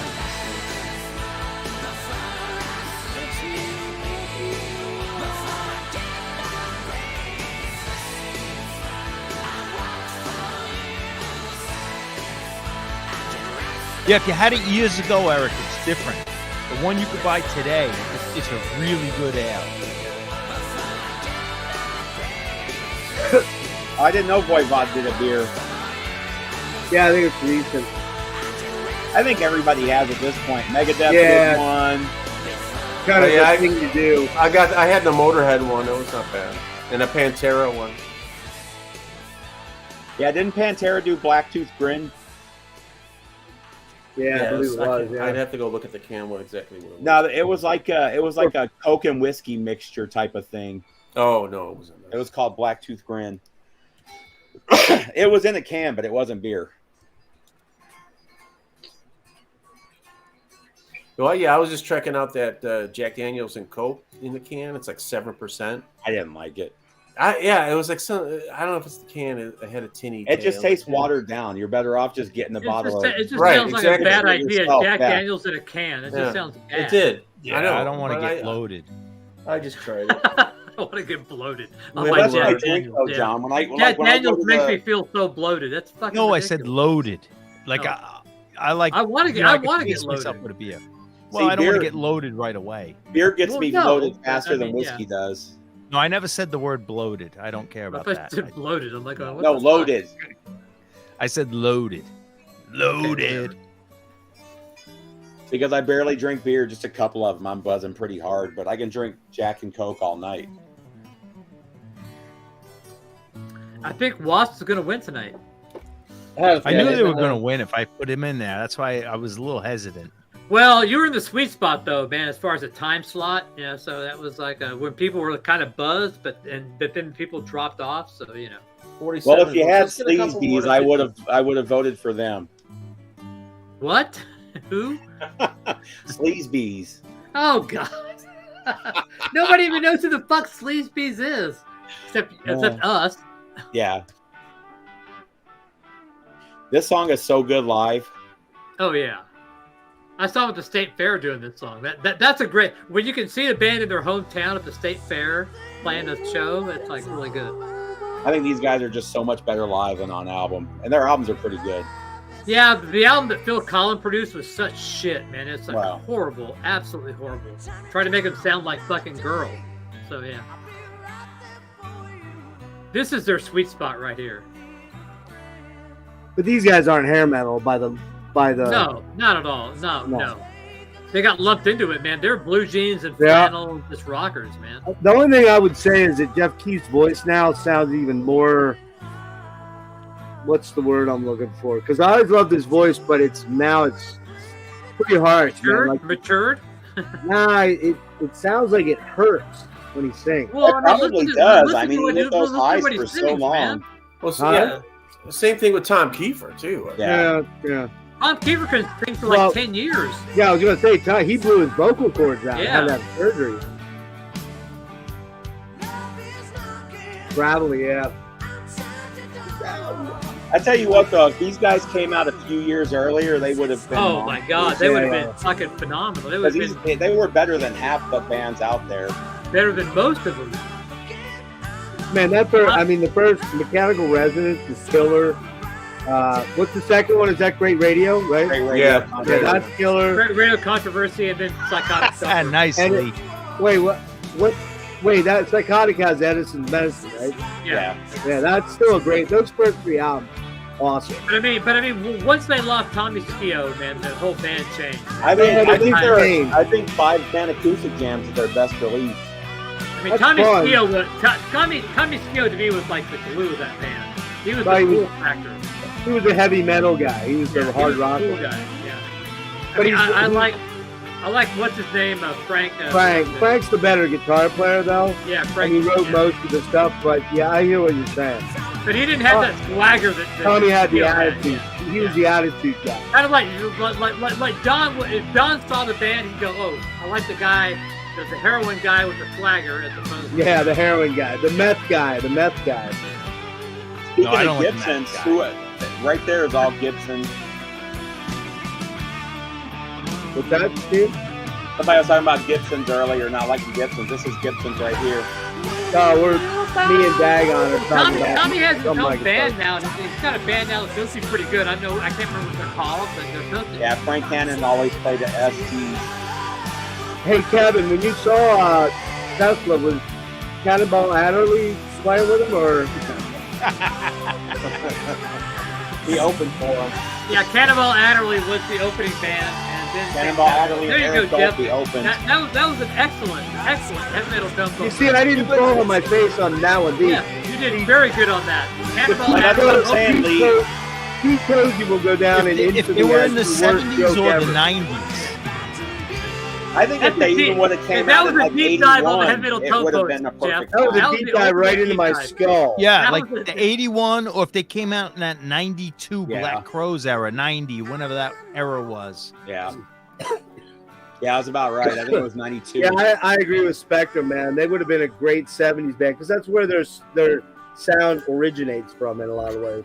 Well, I mean, they were. With the Black Crows, it worked for the Black Crows because they were post all that hair metal. They came out Yeah. after. Like the Jane's Addiction era, they came out. And I'm Nirvana. actually thinking about going to see them. I saw them on the Amorica tour, and they sound pretty good right now, even though it's just the 2 guys, basically. Oh, wait, is the bass? They have a band. Yeah, that's a band. I saw them in 2021. How were they? Coming I thought around they were here. pretty good. Yeah, They they were were with way Dirty after Honey. Jane's Addiction, though. And, Jane's Addiction was like 87, 88. Yeah, that was James, was late 80s. Yeah, but they didn't break till the I knew of Jane's Addiction, but they didn't break until the Been Caught Stealing, which was probably Well, 1990. Ritual, Yeah, that's the one where Okay, they yeah, so broke that's that what's era. easy, yeah. I mean, Yeah, you had to be Yeah. underground to know them in '87. I knew them from Nothing But like the Shocking. Lollapalooza, Well, nothing remember shocking got Lollapalooza was some, but it still was alternative rock. Yeah. yeah, Yeah, there's nothing It was shocking. Lollapalooza Stealing when they was- broke, and Ritual de la Habit. You know, that's when Yeah, the Black 91. Crows were happening. 91. I tell you what, I 90, can't 90. I stand saw the Black Crows. Yeah, I saw the Black Crows in '90. They opened for Plan. What's the guitar player's name from Jane's Addiction? Dave, David Navarro. Yeah, Navarro. Like that guy gave himself a bad image in the MTV era, but when you see that guy live, he's Wow, one of he's the a best great player, guitar man. players I've ever seen. He's man. a great player. Oh We yeah. have over 50 votes now. We're But tightening up, when man. We've got When the Animal, Black Crows Lost came Animal. out, they had no connection to heavy metal or hair metal. Oh no, Like, not at it all. was already the line was over, and they were now a new band. They just kept, they referred them back to the Stones. Yes, it was the small face. All the critics face, would say. not the small face. Okay, we've got 51 votes now. We're getting tight. Getting tight, people. So you've got probably 5 more minutes to cast your vote. We're going to close the poll. So get your Actually, favorites in. they're coming here Friday night. They play the Aragon on Friday. I was Who's that? thinking about going. The Black Crows. Yeah, they just pre-announced the Aerosmith show. Yeah. I'm going to see them in October. And that one, Well, good. I hope it goes Chicago's through. January for that. I'd like to go. See I hope Steven Tyler can still sing. Everybody Yeah, I don't said know. the shows, even though his voice wasn't great, they said the shows are amazing. He's always been great, but I mean, I watched the videos of the shows before they canceled, or one video, and like the whole show. Excuse me, I've it was heard really way good. worse. I've heard way worse than Steven Tyler on those shows. Oh yeah, But like it was a good like old and new. It was a good. yeah. Good It mix was of good sound. like if you were just a mainstream rock guy. It was a fantastic show. I mean, the guy's like 75 years old, man. He can't sing Seasons of He Winter. is 75 years old. I Yeah. know. And him and Joe both have heart problems on top of everything else. I'm gonna have to leave. I see this Elton John comment. I don't know what this is about. You can't leave. You might win you might win the fucking poll. Does John have to give an acceptance speech if he wins? No, he doesn't. No, he doesn't. Yeah, but the Because Black if he Crowes does- kind of saved themselves too, because towards the end of their first run there, they were putting out some shitty fucking songs. That whole fucking Big Bang bullshit was horrible. I think the breakup was the best thing that happened to them. Yeah, they it came was. back and they were. I prefer Jailbait to Rockin' a Hard Place to anything they've done after fucking Pump. You know. I like. What's the one with the snakes on it? 9 Lives.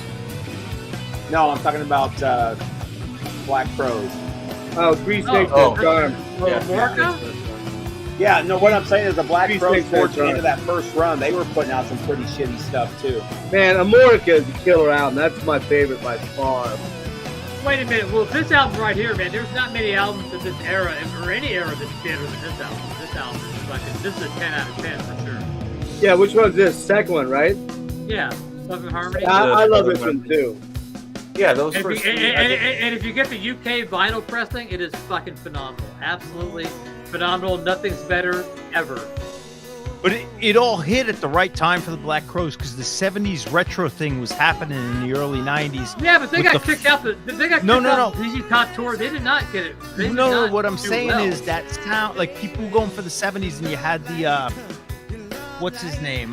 Lenny Kravitz happening. Yeah. The Red Hot Chili Peppers were like the funk Curtis Mayfield, D-Light, and then the Beastie Boys were doing like that 70s thing. So all the 70s would happen, and they said we're doing the Stones like Not bases just that, kind you of had sound. Trouble and Monster Magnet doing. Yes, yeah. exactly. Trouble time. and Monster Magnet. Like there was like that stoner thing happening. It was this Yeah. whole, and there was girls like you go to the clubs and they're wearing bell bottoms again. Like it was, and they said like we're doing the Stones. Like and it was perfect timing because if you did it in '87, it wouldn't have worked.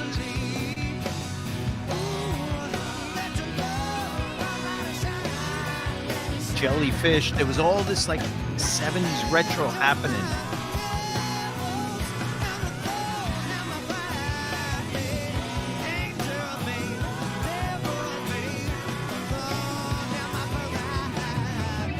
Okay, it's coming down to the wire, people. You've got a few minutes to vote. You've got 1 minute to vote, people, and then we're going to call it, and it's going to be official. I listened to the Welcome to Hell album again this morning. I hadn't listened to it in a couple of years. God, That album, really that whole album is fucking amazing. What a record. Yeah. It's insane how bad every album after that gets too. I mean, that album is like perfect. Well, Black Metal's a 10-star record to me, I think. But Welcome to Hell is it's perfect. You know, it's lo-fi, it's horrendous, but it's so good. My favorites of it still their singles, but that they almost had that punk sound in their early stuff Yeah. that I really dig. But yeah, I love that band. Was a life-changing voting will band now for be me. closed. Oh, how do I close the voting? Hang on. Let's go into the stream over here. YouTube. actually, I followed that up with "See You in Hell" too. That's another. There's no tongue Yeah. poet. That album is so good too. Do you That's have that? another band with each Do you have album that that- Chateau record that Steve Grimmett sings on? That's really, really good. You know what I really liked about him, and he lost it later on. I know what album you're talking about. I don't have it. He like in his early albums, he was really reaching for the highs, and it even though he was kind of stretching, it kind of fit the sound. I think with each album after that, it fucked up his voice so much that he lost it. You know? Yeah. So the Chateau record, the way I listen to it, it sounds like almost like a demo, and they sent him lyrics, and he said, just sing on it. And like, he never worked with the band, and he just does a full out Steve Grimmett, like Grim Reaper first album.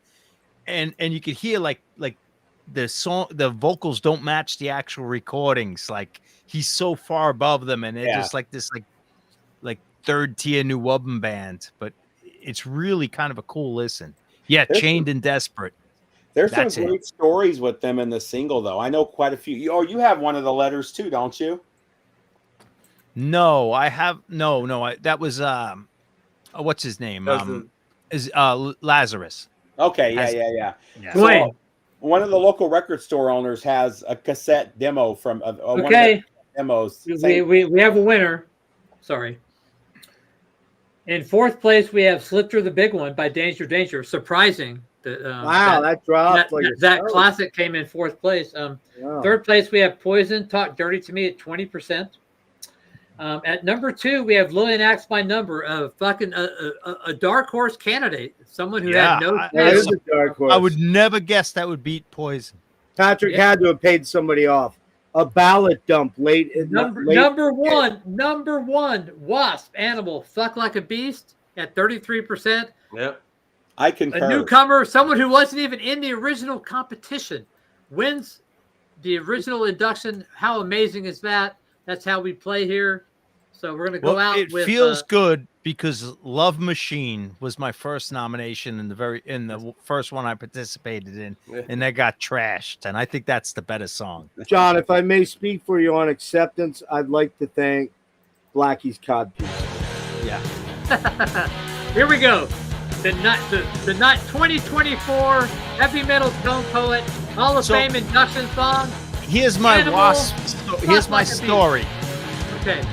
So my parents never cared what I listened to. They weren't like uptight parents. I could listen to anything, crank out Sabbath, AC/DC. But the one time my father said, "Hey, what records did you buy?" I had a bag full of records, 15 records.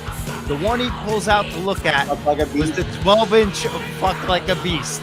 I was trying to sneak through the front door. He was working on the car by the garage, and he called me, "Hey, what'd you get?" And like, that's the one he pulled out. And he's like, "Oh, it's that stuff." And I'm like, that makes it even better, John. He could have pulled out any of the 11 records, and there would have been thrash or whatever, generic heavy metal covers, but he pulled that one out. That makes it so much better. That makes it even a better winner. I'll never forget it. John, so is that Chateau worth getting? Yeah. I mean, sample it. Yeah, I will.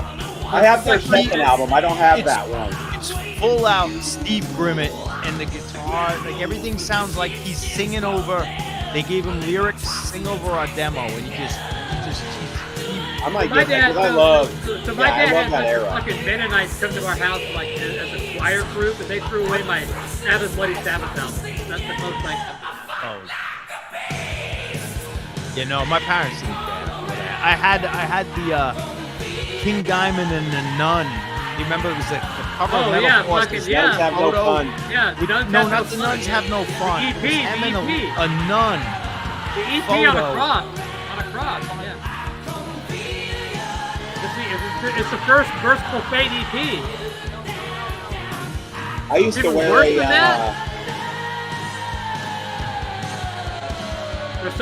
a Cradle of Filth shirt that said I only. This is worth it. This was on my wall, and my parents never said a thing.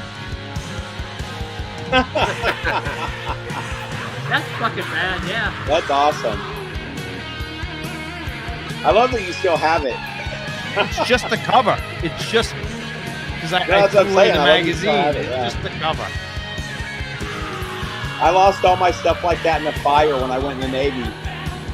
Yeah, I mean, I lost all my Metallica posters. Yeah, I had all the posters, all my records, cassettes, everything. It's definitely, don't take it seriously. We're just having, if you're a jazz fan, we're not making fun of jazz. We're just having a good time, man. We're just having fun.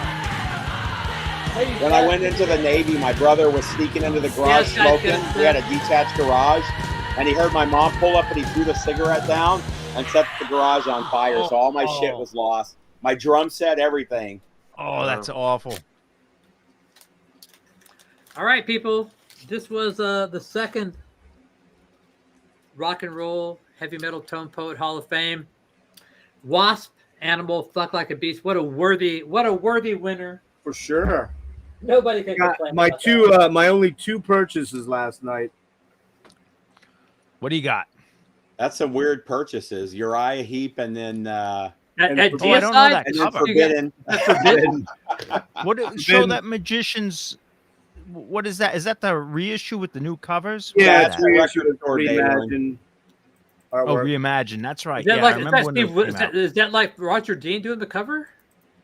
I don't know. It Looks like it it looks looks- like Roger like a- Dean. It looks like It an is old Roger cover. Dean, but I don't know. It's That been was a record store day. yeah, like 2 years ago. 2021. It's record. Yeah, I remember store. when they redid a couple of those covers. Yeah. Thank you, Cleveland. That'd Thank you, be Dave original. John, Cleveland. Lee. Thank you, everyone, especially Kevin, who really got into the spirit of things. Yeah, Kevin was Yeah. awesome, man. You know, I mean, it's just a lot of fun to sit there and goof on fucking Blue Note, hair metal. It's it's And all we're great not goofing music. on jazz. We're goofing No, on we're the not. tone poets. And We're actually Yeah, goofing on hair consciousness. metal too. We're goofing on the And whole. I still the whole love that era. Kevin Gray produced Show No Show Mercy. No Mercy. Slayer. That's awesome. We're like goofing on the fact that Show fucking No Mercy people- reminds me of the first Bad Brains, that cassette, the first album. It's like they're both recorded in a bathroom, like with the Yeah. reverb. Like, I mean, we're just goofing on people getting upset about fucking hair metal and blues and all Andy, kinds, good to see you. and fucking jazz. It doesn't matter. We're just having fun. It's just a lot of fun, and we all love music. I mean, and that's how it works. So What do you have coming up, Patrick? What's the? So Tuesday, I think we're going to do a spin the wheel. And at some point, I'm going to start doing spin the wheel of genres. So spin the wheel of metal, spin the wheel of blues, spin the wheel. Actually, maybe even spin the wheel of jazz. But a week from Tuesday will be the second Merchants of Metal. I have a kind of a loose outline I want to throw out to everybody privately. So that's where I'm at personally. Could I be so bold to make a suggestion? Would that be a dick move? hey, Henry. You can make a suggestion. I would say when we have these, maybe ask what we're doing on our channels quick, run through what people are up to, if anything. Well, of course, I'm always happy to promote anybody's channel, Yeah. but I mean, most of the people here don't have their We own. could do that right thing, now yeah. if you want to talk Yeah. about your channel, Jack. Well, I That's just had not two metal-centric. had 2 quick things. So Tuesday night, we're going to do a recap of the Decibel Fest over on Thralls of Metal at 8 p.m., which is my buddy Nick, who came in for the show. And then I'm doing at 11 p.m., I've got Greg Chandler from Esoteric coming on briefly to talk about MDF, his appearance there. But Wednesday night, I've got Craig Beerhorst from the Ruffians on 10 p.m. doing a real interview with him. The one on Tuesday night's kind of like a half-hour quickie thing.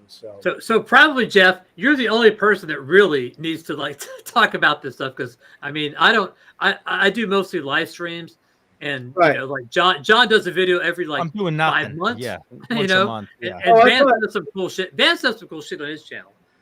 Yeah, I just saw Vance So does none of a you lot of guys good do stuff. like regular stuff and weekly. Steve does stuff he bought, Yeah. which is cool as shit to me. I like it. But you're the only person that has like interviews and like legitimate stuff, Yeah, I'm not doing. You need to live promote. streams. Oh, they're not Yeah. they're not legitimate at all. Well, I mean, you can always promote yourself on my. All on right. my streams. I just wanted to put that out there. And I just don't think about it because most of the people here don't really do a lot of videos. So honestly, Okay. I mean, All right. Well, I didn't want to be a dick and be like, "Hey, look at me." Not at all, man. You should always. I'm always happy to promote anybody, in the vinyl community. And anybody that's really into anytime. death metal, go check out last week's Chris Reifert interview from Autopsy. And you interview a lot of people that people are going, fuck, man. He actually talked to Frank Marino. It's like, yeah, Frank you do a lot of that Marino was shit, recent. Who was the other person? Did you see the last one? Who did I do last week? No, I mean, Oh. your interview with Charlie Parker was fucking breathtaking. That It was awesome. Yeah. Charlie Parker's ghost. It was awesome. I had a seance. So anyway, so the winner tonight was, we're all winners because Wasp. we experienced this whole night. But Oh, the they're all winner solid tonight picks, was yeah. Wasp, Animal, Fuck Like a Beast, inductee number 2 in the Heavy Metal Tone Poet Hall of Fame, along with Dangerous Toys, Sportin' a Woody. I'm very very happy that You Wasp should be is in the Hall proud. of Fame. You should be fucking proud. Oh, for Yeah, I that mean, song, seriously. easy. That's no brainer. You didn't go with Scared though. Yeah. That was kind of their big almost like hit. Smart and Woody lyrically, so much more heavy metal tone poet than Oh anything. yeah, it's definitely more in line with it. Yeah. Let your titties fly. I need some penetration soon. So I mean, so next time I would like to do like I'm not saying we all pick them, but like play a couple retro heavy metal tone poets. well, yeah, we can talk about that. But I mean, the problem is like, well, I mean, the retro tone poet tonight was Budgie. So that was the Budgie. exactly. That so was if exactly. we- Just keep that on the line, like a Kiss song. So There's so a maybe couple I could think maybe of if without we do a mentioning. legacy tone poet Christine induction 16. and a golden era. That works. So Yeah. yeah, okay. We just got. We're always changing things. I'm always into making this the best experience for everybody. So Patrick and I are going to do a deep dive on all 13 TNT albums too. well, you think so, but I didn't even know TNT had 13. Me albums. neither. I Until didn't Jeff mentioned. I didn't either until I looked it up. I thought there was 4. And Well, look at 4 that I Vane. cared Vane's about. got like so, 8 yeah. records, and people only know the first one. I have 7 of them. I have 7 of the first 7. So So except you for don't even have all of them. So you can't even deep dive those things. I know. I'm We'll have to lame. talk about that. We may have to But make some Uriah Heep parameters is about a great band. it. Uriah Heep's Yes. great. I love Uriah Heep. Yeah. Especially those first 4 records. Well, yeah, the Byron stuff is the So, shit. It's so pretty- well, while most of us, the Merchants of Metal, are here, my thought is a week from this next Tuesday, I want to talk about like something, a new reissue, whatever, a new band you like, and maybe a concert T-shirt. And I would also like to talk about anything that's coming up on Record Store Day that is worthwhile for Ooh, people I like got- us.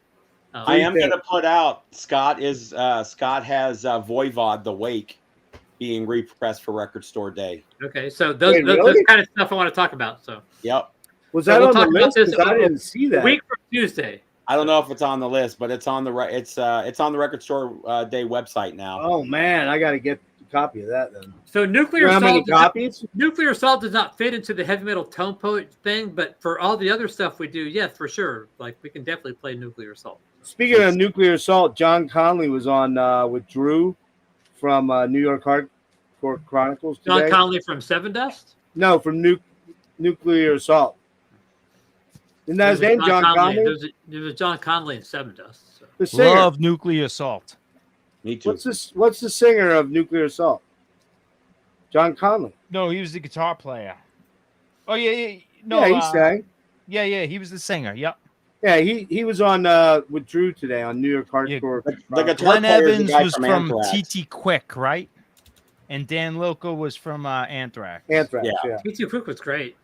Yeah, TT Quick's fantastic. All right, I'll shut up now. Okay, I'm gonna shut it down. Thanks everybody for being here. We'll see you Tuesday. Tuesday we're gonna spin the wheel of something, I think. And then a week from this Tuesday will be the Merchants of Metal Volume 2. All right, peace out, guys. Later, See guys. y'all. Thanks everybody for being Good here. night, Thanks, John. Steve. Good night, Jeff. John John, nominated the take winner care, buddy. tonight. Greg. Wasp, Animal, Fuck Or Like Jeff. a Tease. It won't happen Steve, again because I Patrick. really don't like Thank ham you, Blackie Scotty. Oh, you do. You had something all night long, John. You were great. So Yeah, I had a lot I of saw fun. you That's singing why- along to all that stuff, John. Don't pretend. That's why I'm here. I love hanging out with my buddies, drinking beer. yeah, Yeah. it was a lot of fun, man. Thanks everybody Good night, for being Barbarian, Lee, And we'll- Raphael, All right, guys, Henry, good night. here. Yeah, See y'all Lee, Tuesday or Friday or Sunday or whenever we Cleveland, see you. Dagon. See ya. Good night. Bye.